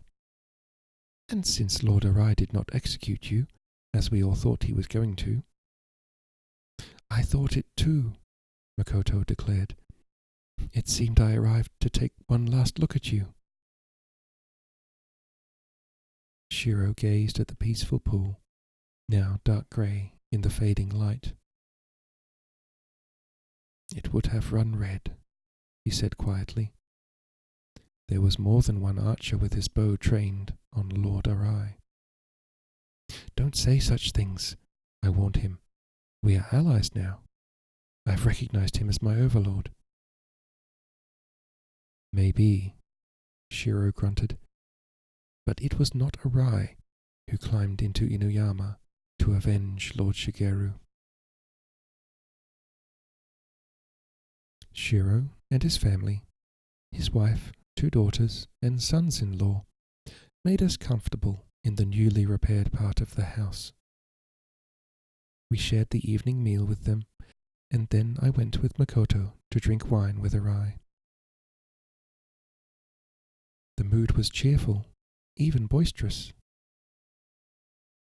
Arai was obviously convinced that the last stronghold of opposition was about to fall. And then what? I did not want to think too much about the future. Arai wanted to see me installed in Hagi, where I would bring the Otori into alliance with him, and I believed he genuinely desired to see Shigeru's uncles punished. But I still hoped to get my wife back, and if I was destined to rule from sea to sea, at some stage I would have to fight Arai. Yet I had now sworn allegiance to him. I drank savagely, welcoming the sharp comfort of the wine, hoping it would numb my thoughts for a while. It was a short night. Well before dawn, the first of Arai's troops were stirring, preparing for the long journey. By the hour of the dragon, they had all departed, leaving the town silent for a while, until the sound of repairs took over again. Sakai and Hiroshi had spent the night with the horses. Luckily, as it turned out, for, to Hiroshi's indignation, 2 separate warriors had tried to make off with Shun, claiming he was theirs. It seemed his reputation had grown with mine. I spent the day in planning. I picked all the men who could swim or who knew anything about boats and the sea. All the Otori and some locals who had joined us since we had arrived at the coast. We went through our armour and weapons and equipped the sailors with the best of them. I dispatched spearmen to the forest to cut staves and spears for the men who would march with Kahei. Anyone left over was sent to help rebuild after the storm and salvage as much as possible of the harvest.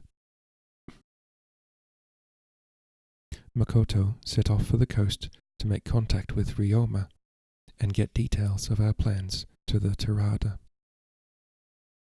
Arai's land march would take over twice as long as our sea voyage, so we had time in hand to prepare thoroughly.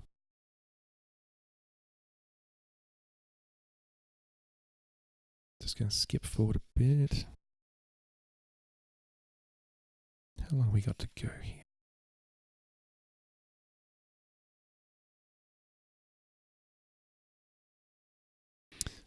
Oh my god, how long is this chapter? Okay, I can finish this chapter. That's alright.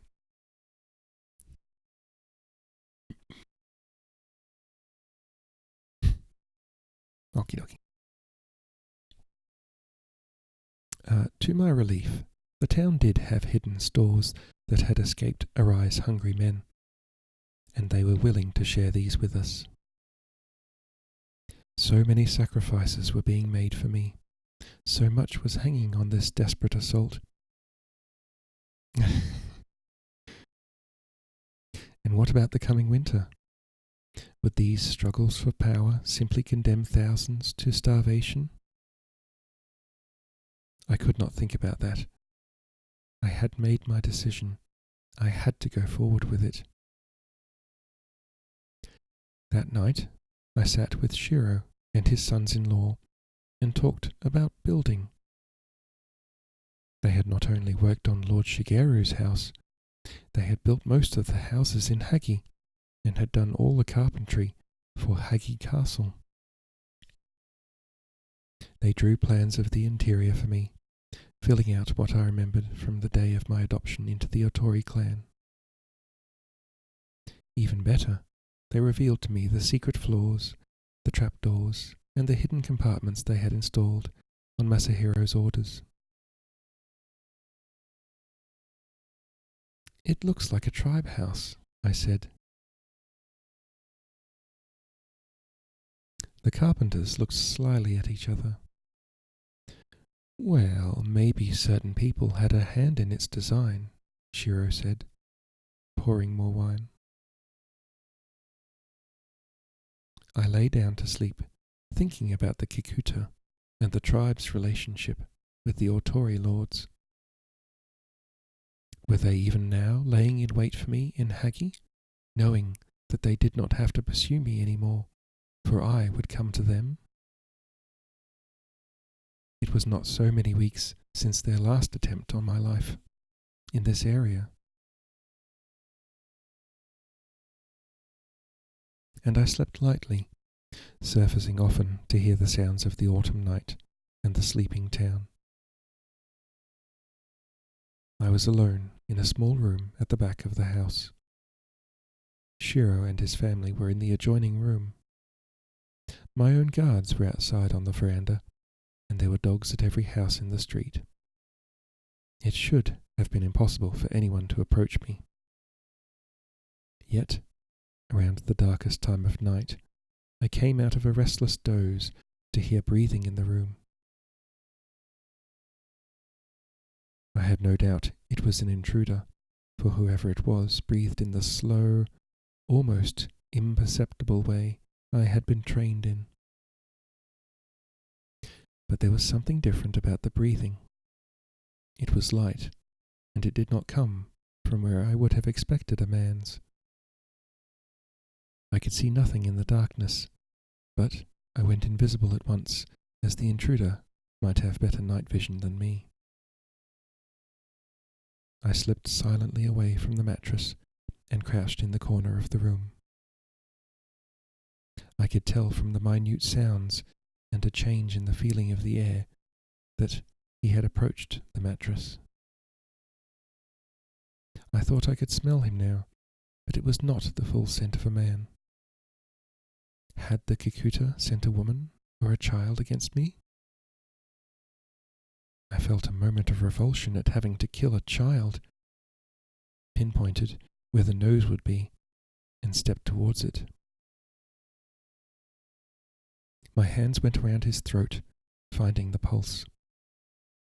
I could have tightened them then and killed him at once, but as soon as I held the neck, I realized it was indeed a child's. I loosened my grip slightly. He had tensed all his muscles to give me the illusion he was thicker built than he really was.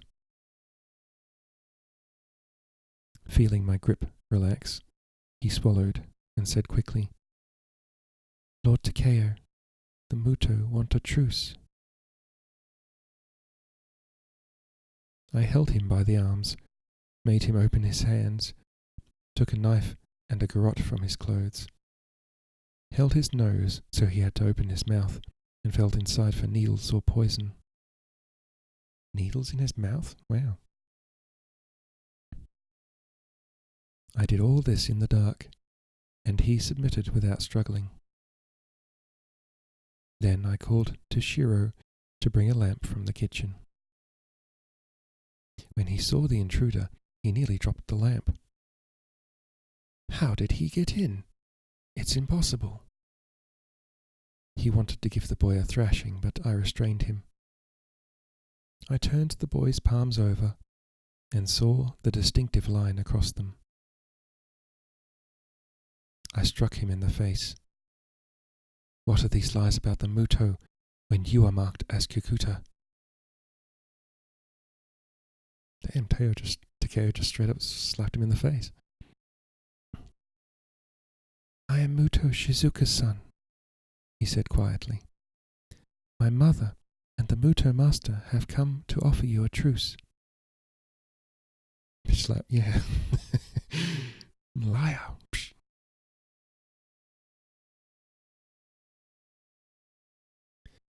So why are you here? I'm not accustomed to negotiating with brats. Brat.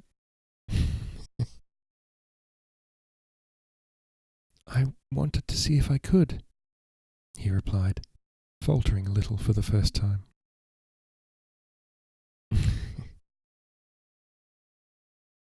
Your mother doesn't know you're here. I nearly killed you. What would have happened to the truce then? I hit him again, but not so hard. You little idiot. I realized I sounded just like Kenji. Are you Zenko or Taku? Taku, he whispered. The younger one, I realized. Where's Shizuka now? Not far away. Shall I take you there? Asuka.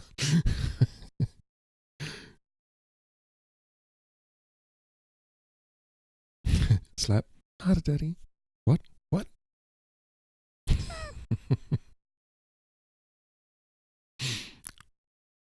No. What? I'm certain that's a meme or something similar.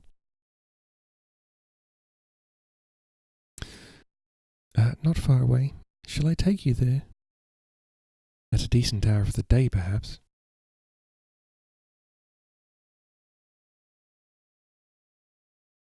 I should go back, he said nervously.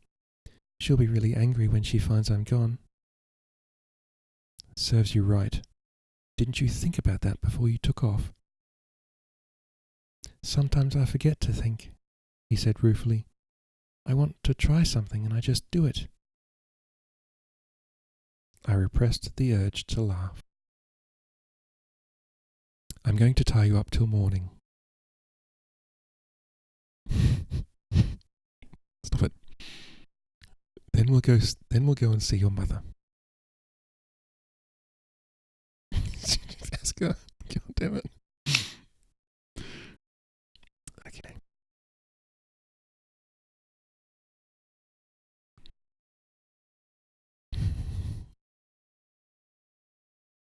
No, stop it. I'll spray you.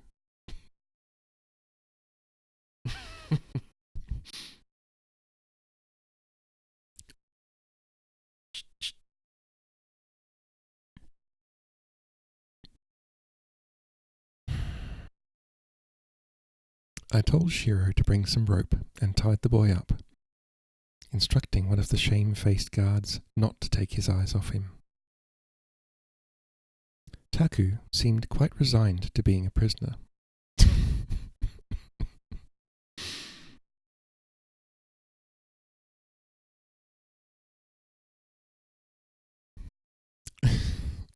Taku seemed quite resigned to being a prisoner. Too resigned, in fact. I thought he was sure he'd be able to escape, and I wanted to get some sleep. I told him to look at me. Somewhat reluctantly, he obeyed, and almost immediately his eyes rolled back and his eyelids closed. Whatever his talents, and I had no doubt they were considerable, he had no resistance against the Kikuta sleep. That's something I can teach him, I caught myself thinking, just before I, too, fell asleep. He was still sleeping when I woke. I studied his face for a while. I could see no similarity to me or to the Kikuta. He resembled his mother mostly, but there was a fleeting likeness to his father. If Arai's son had fallen into my hands, if the Muto really wanted to make peace with me, it wasn't until the relief started to wash over me that I realized how deep had been my dread of meeting with my old teacher, Kenji, and its outcome. Taku slept on and on. Oh my goodness. Taku slept on and on. It did not worry me. I knew Shizuka would come looking for him sooner or later. I ate a little breakfast with Shiro and sat on the veranda with the plans of Hagi Castle, memorizing them while I waited for her. Even though I was looking out for her, she was almost at the house before I recognized her. She'd seen me, but she would have gone straight past if I had not called to her. "Hey, you!" I did not want to name her. She stopped and spoke without turning. "Me, Lord." "Come inside if you want what you're looking for." She approached the house, stepped out of her sandals onto the veranda, and bowed deeply to me. Saying nothing, I went inside. She followed me. "It's been a long time, Shizuka." "Cousin, you'd better not have harmed him." "I nearly killed him, the little fool. You should look after him better." We glared at each other. "I suppose I should check you for weapons," I said. I was extraordinarily pleased to see her, and tempted to embrace her, but I didn't want a knife between my ribs. "I haven't come to harm you, Takeo. I'm here with Kenji. He wants to make peace with you. He's called off the Muto family. The Kuroda will follow, and the others too, probably. I was to bring Taku to you to prove our good faith. I didn't know he was going to take off on his own." "The tribe's record of trust with me is not high," I said. "Why should I believe you?" "If my uncle comes, will you talk to him?" "Certainly. Bring the older boy too. I'll give your sons to my men to look after while we speak together." "I heard you had become ruthless, Takeo," she said. "I was taught it by our relatives in Yamagata and Matsue. Kenji always said it was the only thing I lacked." I called to Shiro's daughter and asked her to bring tea. "Sit down," I said to Shizuka. "Your son's asleep. Have some tea and then bring Kenji and Zenko to me here." The tea came, and she sipped at it slowly. "I suppose you have heard of Yuki's death?" she said. "Yes. I was deeply grieved by the news, and outraged that she should have been used like that. You know about the child?" Shizuka nodded. "My uncle cannot forgive the Kikuta. That's why he's prepared to defy Kotaro's edict and support you." "He doesn't blame me?" "No, he blames them for their harshness and inflexibility, and himself for many things. Shigeru's death, encouraging you and Keide to fall in love. Maybe for his daughter's death too." "We all blame ourselves, but fate uses us," I said in a low voice. "It's true," Shizuka said. "We live in the midst of the world. We can live no other way." "Do you have any news of her?" I did not want to ask about Keide. I did not want to reveal my weakness and my humiliation, but I could not help it.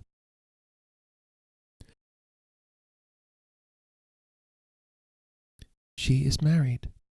She lives in total seclusion. She is alive." "Is there any way you can contact her?" Shizuka's face softened slightly.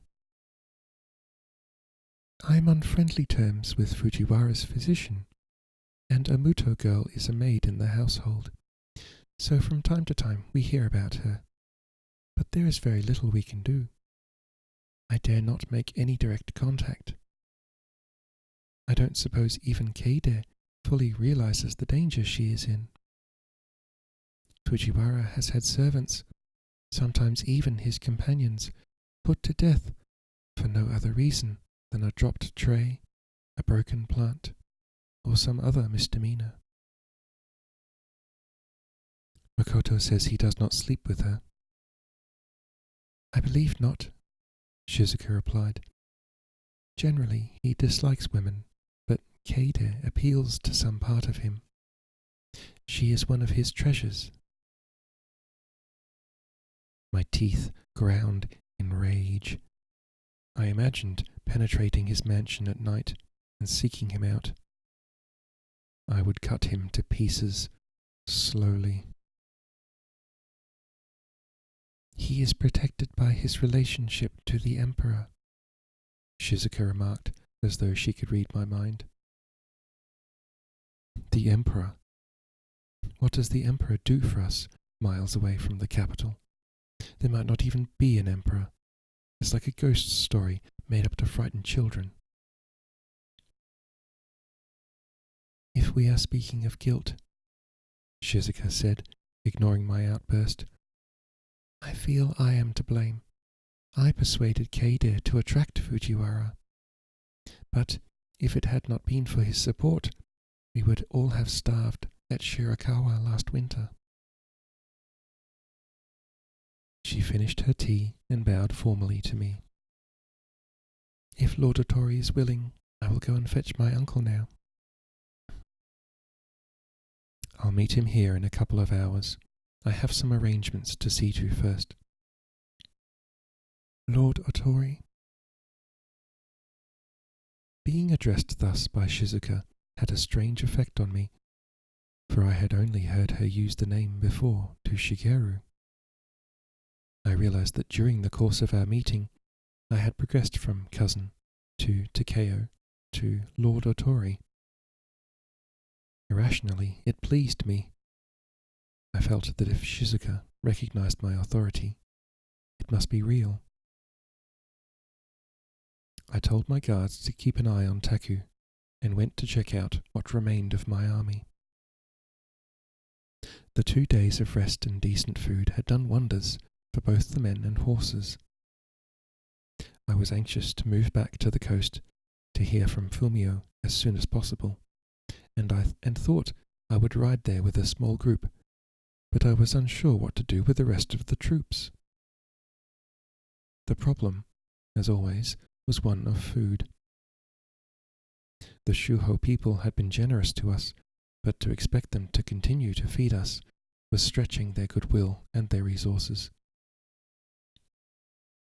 Even if I sent the bulk of the army now, under Kahei's command, to follow Arai by the land route, I needed provisions for them. I was mulling over these problems as I returned to Shiro's house at midday. I recalled the fishermen on the beach and the bandits he had been afraid of. A sortie against bandits might be just the thing to fill in time, keep the men from idleness, restore their fighting spirit after our retreat, please the local people, and possibly obtain more provisions and equipment. The idea appealed to me enormously. A man was squatting on his heels in the shadow of the tile roof. An unremarkable man, wearing faded blue-grey clothes and carrying no visible weapon. A boy of about 12 years old was beside him. They both stood up slowly when they saw me. I made a movement with my head. Come up. Kenji stepped out of his sandals onto the veranda. Wait here, I told him. Let the boy come with me. I went inside with Senko to where Taku still slept. I took Taku's own garret and told the guards to strangle the boys with it if any attack was made on me. Zenko said nothing and made no sign of fear. I could see how like Arai he was. Then I went back to my teacher. Once we were inside the house, we both sat down. We studied each other for a moment. Then Kenji bowed and said in his ironic way, "Lord Otori." "Muto?" I replied. "Taku is also in the next room. He and his brother will die immediately if there is any attempt made on my life." Kenji looked older, and I saw a weariness in his face that had not been there before. His hair was beginning to grey at the temples. "I have no desire to harm you, Takeo." He saw my frown and amended his words somewhat impatiently. "Lord Otori, you probably won't believe me, but I never did. I meant it that night at Shigeru's when I vowed I would protect you while I lived." "You have a strange way of keeping your promises," I said. "I think we all know what it's like to be torn between conflicting obligations," he said. "Can we put that behind us now?" "I would be glad if we were no longer enemies." I was acting more coldly than I felt, constrained by all that had happened between my old teacher and myself. For a long time, I'd held him partly responsible for Shigeru's death. Now my resentment was melted by sorrow for Yuki's death, for his grief. But I was not proud of myself in relation to Yuki. And then there was the question of the child, my son, his grandson. Kenji sighed. "The situation's become intolerable. What's the point of wiping each other out? The reason the Kikuta claimed you in the first place was to try to preserve your talents. If anyone ever spat upwards, it was them. I know you have the records that Shigeru kept. I don't doubt that you can deal a terrible blow to the tribe." "I would rather work with the tribe than destroy them," I said, "but their loyalty to me must be total. Can you guarantee that?" "I can for all except the Kikuta. They will never be reconciled to you." He said nothing for a moment, then continued bleakly, "Nor I to them." I said, "I am very sorry about your daughter. I blame myself terribly for her death. I can make no excuse. I just wish I could say that if I had my life over again, I would act differently." "I don't blame you," Kenji said. "Yuki chose you. I blame myself because I brought her up to believe she had more freedom than she really did. Ever since she brought Jato to you, the Kikuta doubted her obedience to them. They were afraid she would influence the child. He is to hate you, you understand. The Kikuta are very patient, and Yuki did not hate you and never would. She always took your part." He smiled painfully. "She was very angry when we took you at Inuyama. She told me it would never work out to keep you against your will." I felt the corners of my eyes grow hot. "She loved you," Kenji said. "Perhaps you would have loved her if you had not already met Lady Shirakawa." "I blame myself for that too. I actually arranged your meeting. I watched you fall in love with her during the training session. Why, I don't know. Sometimes I think we were all bewitched on that journey. I thought so too, remembering the pelting rain, the intensity of my passion for Keide, the madness of my foray into Yamagata Castle, Shigeru's journey towards death. I might wish things had been different, Takeo, but I don't blame you or hold any grudge against you. I did not pick him up on his familiarity this time. He went on, sounding more like my old teacher. You often act like an idiot, but fate seems to be using you for some purpose, and our lives are bound together in some way. I am prepared to entrust Zenko and Taku to you as a sign of my good faith.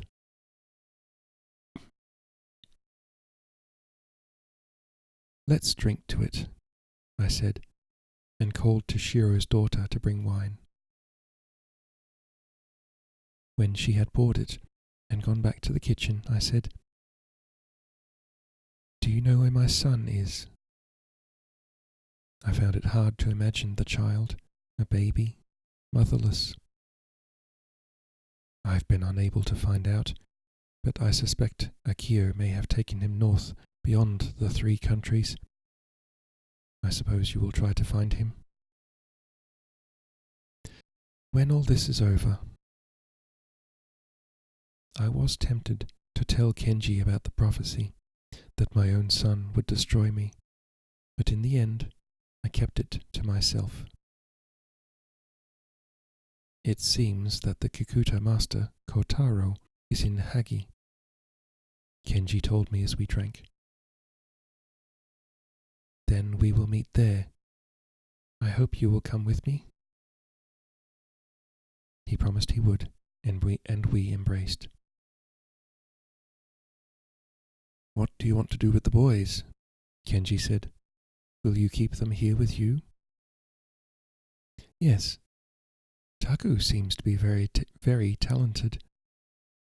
Would you send him alone on a spying mission? I might have a job for him. Into Hagi? That would be a bit beyond him.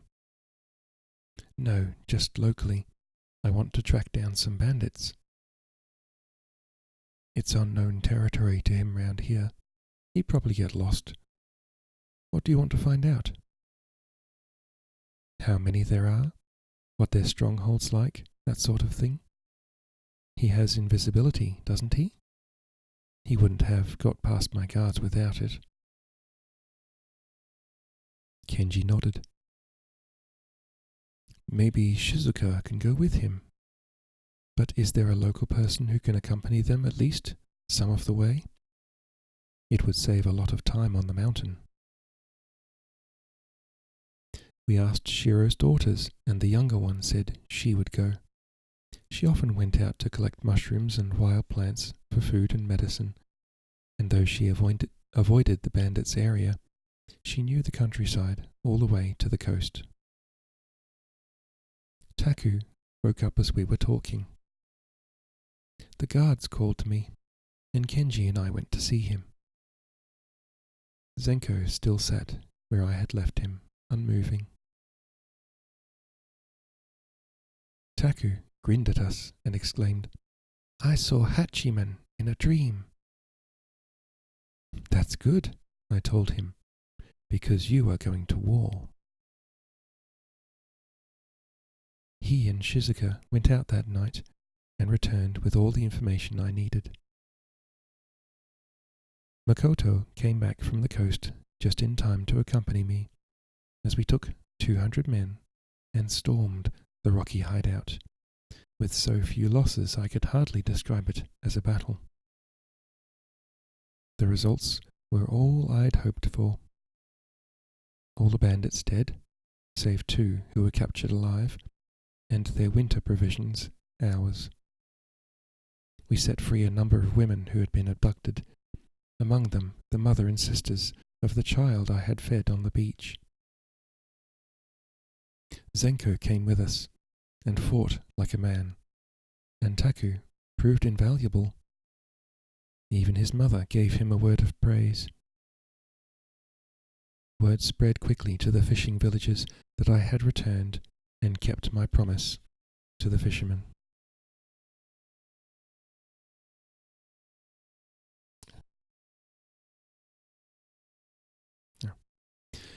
Everyone came to offer their boats to help transport my men.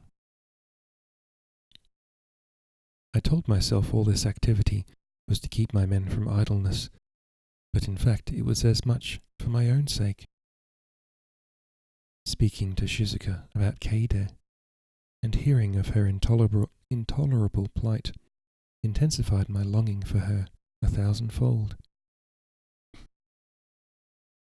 I was busy enough in the day to keep my thoughts at bay, but at night they returned to torment me.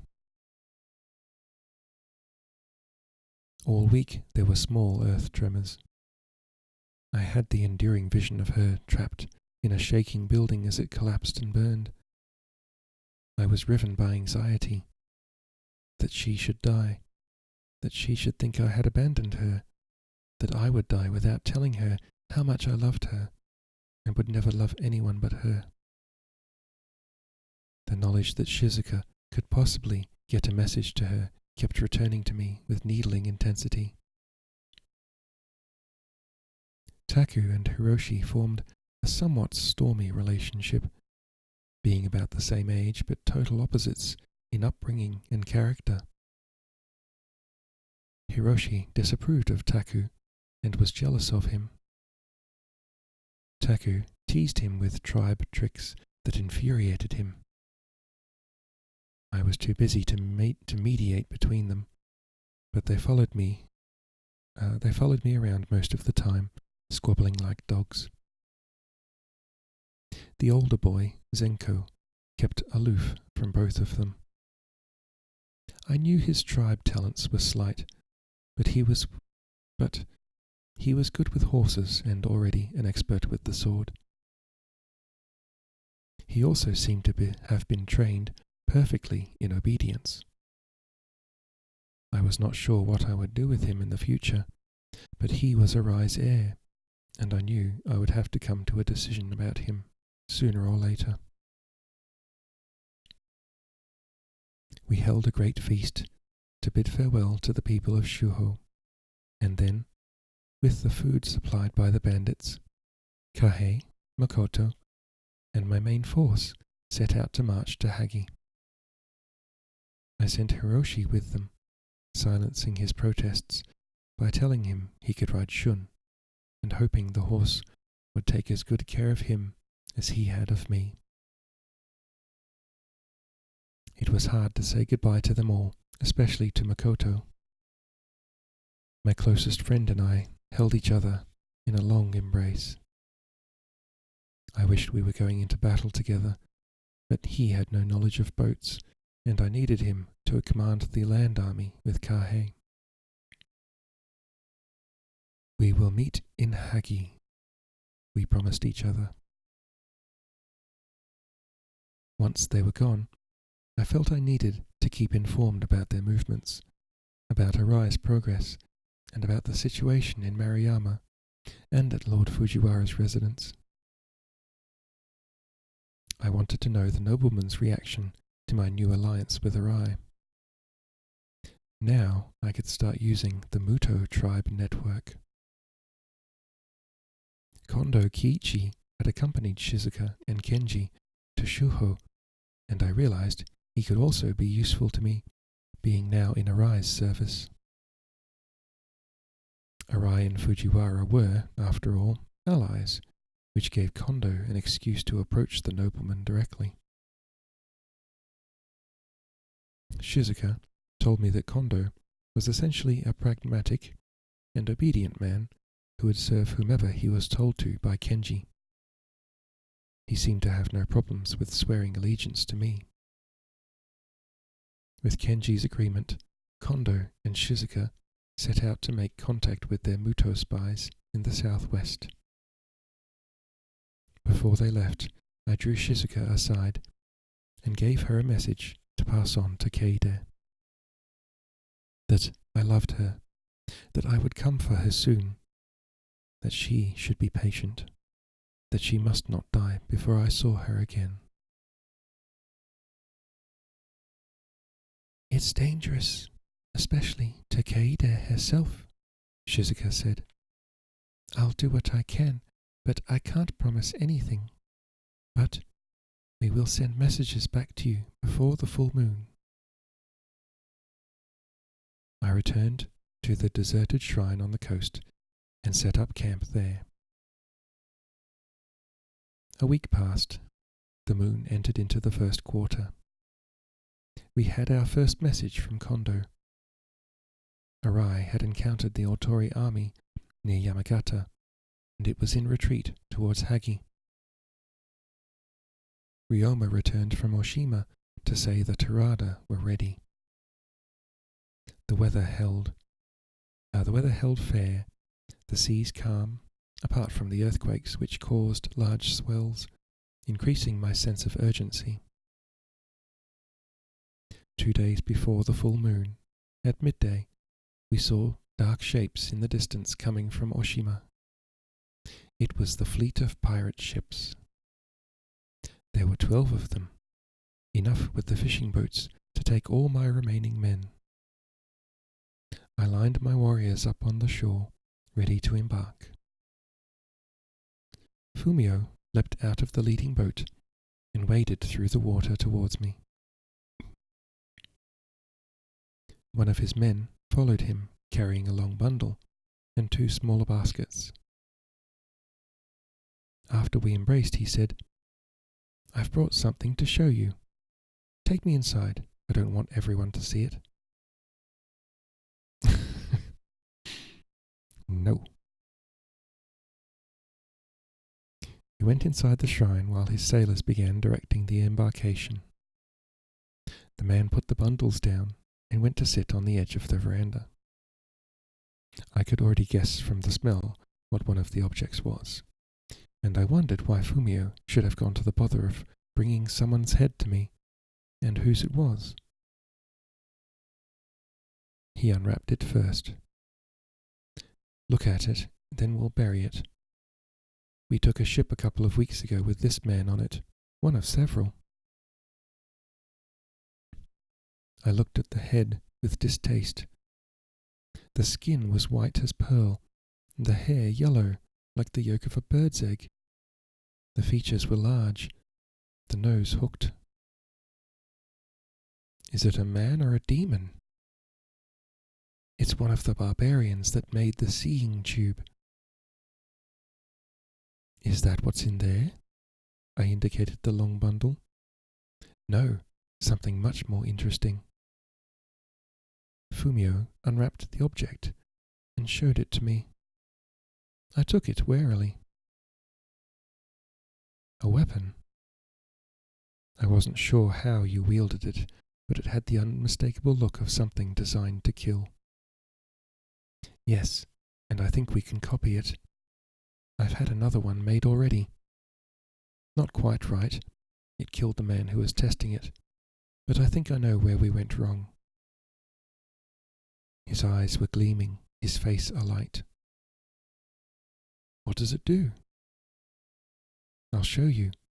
Do you have someone you can dispense with? Safe.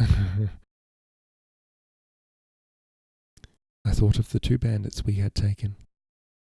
They had been pegged out on the beach, an example to anyone else who might be considering their calling, and given just enough water to keep them alive. I'd heard their groans while we were waiting for Fumio, and thought I must do something about them before we left. Fumio called to this man, who brought a pan of coals. We had the bandits, pleading and cursing, tied upright to trees. Fumio walked about 50 or 60 paces down the beach, signalling to me to go with him. He lit a cord from the coals and applied the smouldering end to one of the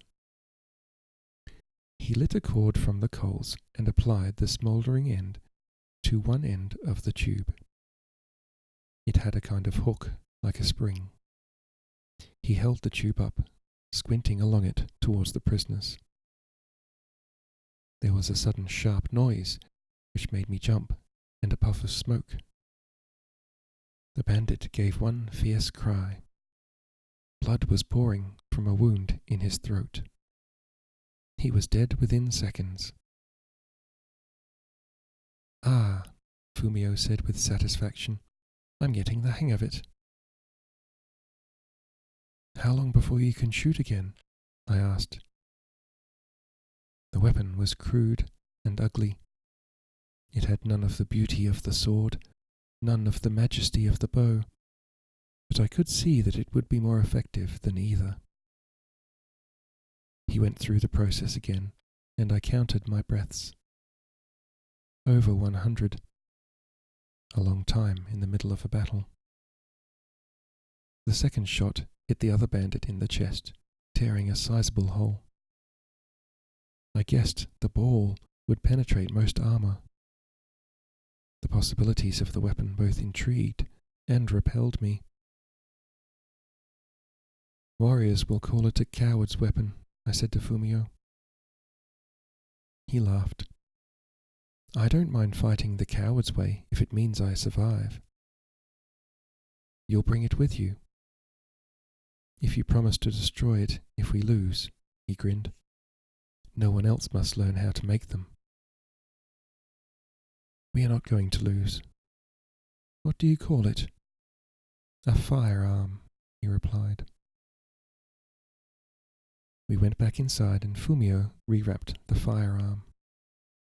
The hideous head stared with blind eyes. Flies were beginning to settle on it, and the smell seemed to permeate the whole room, nauseating me. "Take it away," I ordered the pirate. He looked at his master. "I'll just show you his other things." Fumio took the third bundle and unwrapped it. He wore this round his neck. "Prayer beads," I said, taking the white string. The beads looked like ivory. The string unravelled, and the sign the hidden use, the cross, fell into the air before my eyes. It shocked me to see so openly displayed something that, for me, had always been the deepest secret. In our priest's house in Mino, the windows were set so that, at certain times of day, the sun formed a golden cross on the wall. But that fleeting image was the only one I'd seen before. Keeping my face impassive, I tossed the beads back to Fumio. "Strange. Some barbarian religion?" "You are an innocent, Takeo. This is the sign the hidden worship." "How do you know?" "I know all sorts of things," he said impatiently. "I'm not afraid of knowledge. I've been to the mainland. I know the world is much larger than our string of islands. The barbarians share the beliefs of the hidden. I find that fascinating." "No use in battle, though." I found it not so much fascinating as alarming, as though it were some sinister message from a god I no longer believed in. "But what else do they have, the barbarians?" "Takeo, when you are established in Hagi, send me to them. Let's trade with them. Let's learn from them."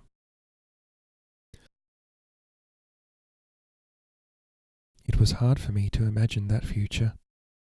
All I could think about was the coming struggle. By mid-afternoon, the last of the men were on board. Fumio told me we had to leave to catch the evening tide.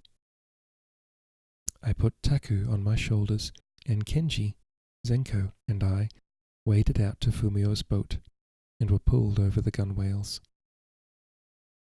The fleet was already under way, the yellow sails catching the breeze. I stared at the land as it became smaller and smaller, and then faded into the mist of the evening. Shizuka had said she would send messages before we left, but we had heard nothing from her. Her silence added to my anxiety for her and for Keide. End of chapter 9. Oh my goodness. We're coming towards the end of the book. Oh, thank you, Aska. I think I'll probably finish the book next stream.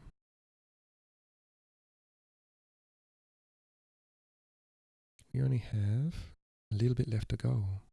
That was enjoyable. I'm so glad. I'm glad you like I'm glad you all like my stream. I yes, had a bit of a false start because I was messing around. I tried out full color streaming, and Twitch apparently doesn't like that.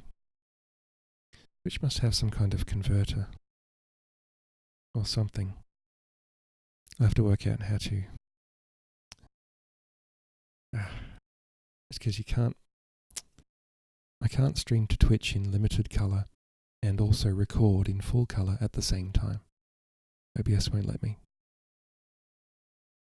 So, Twitch likes limited color. YouTube likes full color. Annoying. I'll have to find a program that can fix that. I thought I had one, but apparently it doesn't seem to work. Has we work out? Yeah, there is. I'm sure there is, but all the things I've read so far don't help me with this specific problem. Or they use proprietary software that I don't use.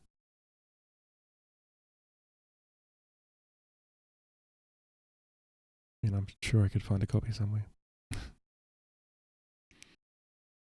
Let's see who is on the Twitch.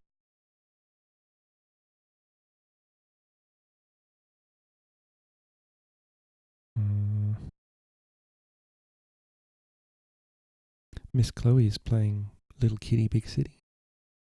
Wait, yeah, Little Kitty Big City, that's it. And Dapper Dame is playing Stardew Valley.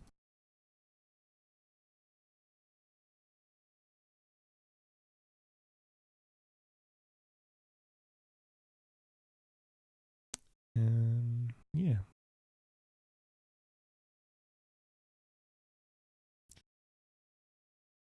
Probably raid Miss Chloe, I'd say. Crunch. Well.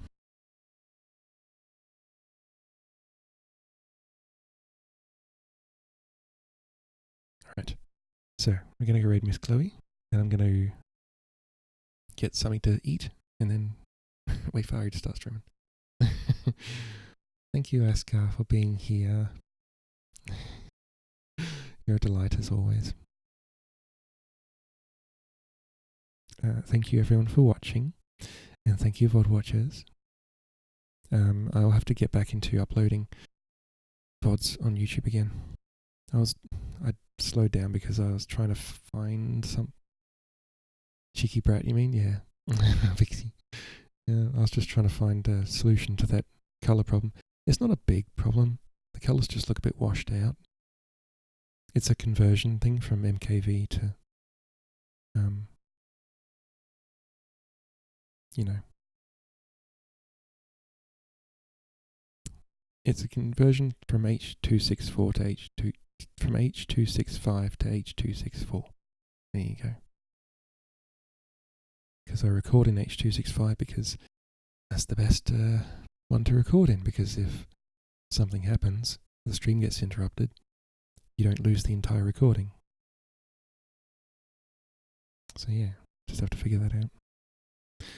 Let's have a look. Raid. Oh, I didn't do a shout out for a random person. Let me think.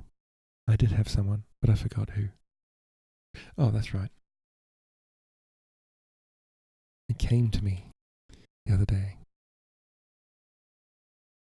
That's alright, Pixie. I'll let you know if I figure it out. It's because I'm recording in H.265. and the conversion messes it up for some reason. It doesn't like it. We're going to get a shout out, friendo, Hugh Biffing Mock. Glory to you and your house. Glory to you, Hugh. Alias Trench.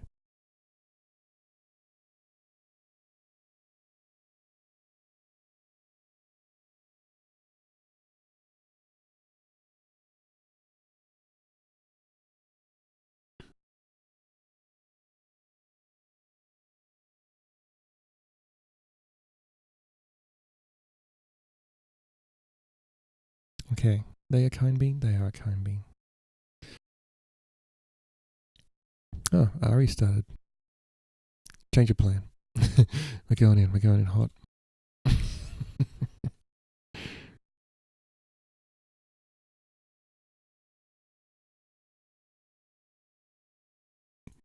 We're rating Ari.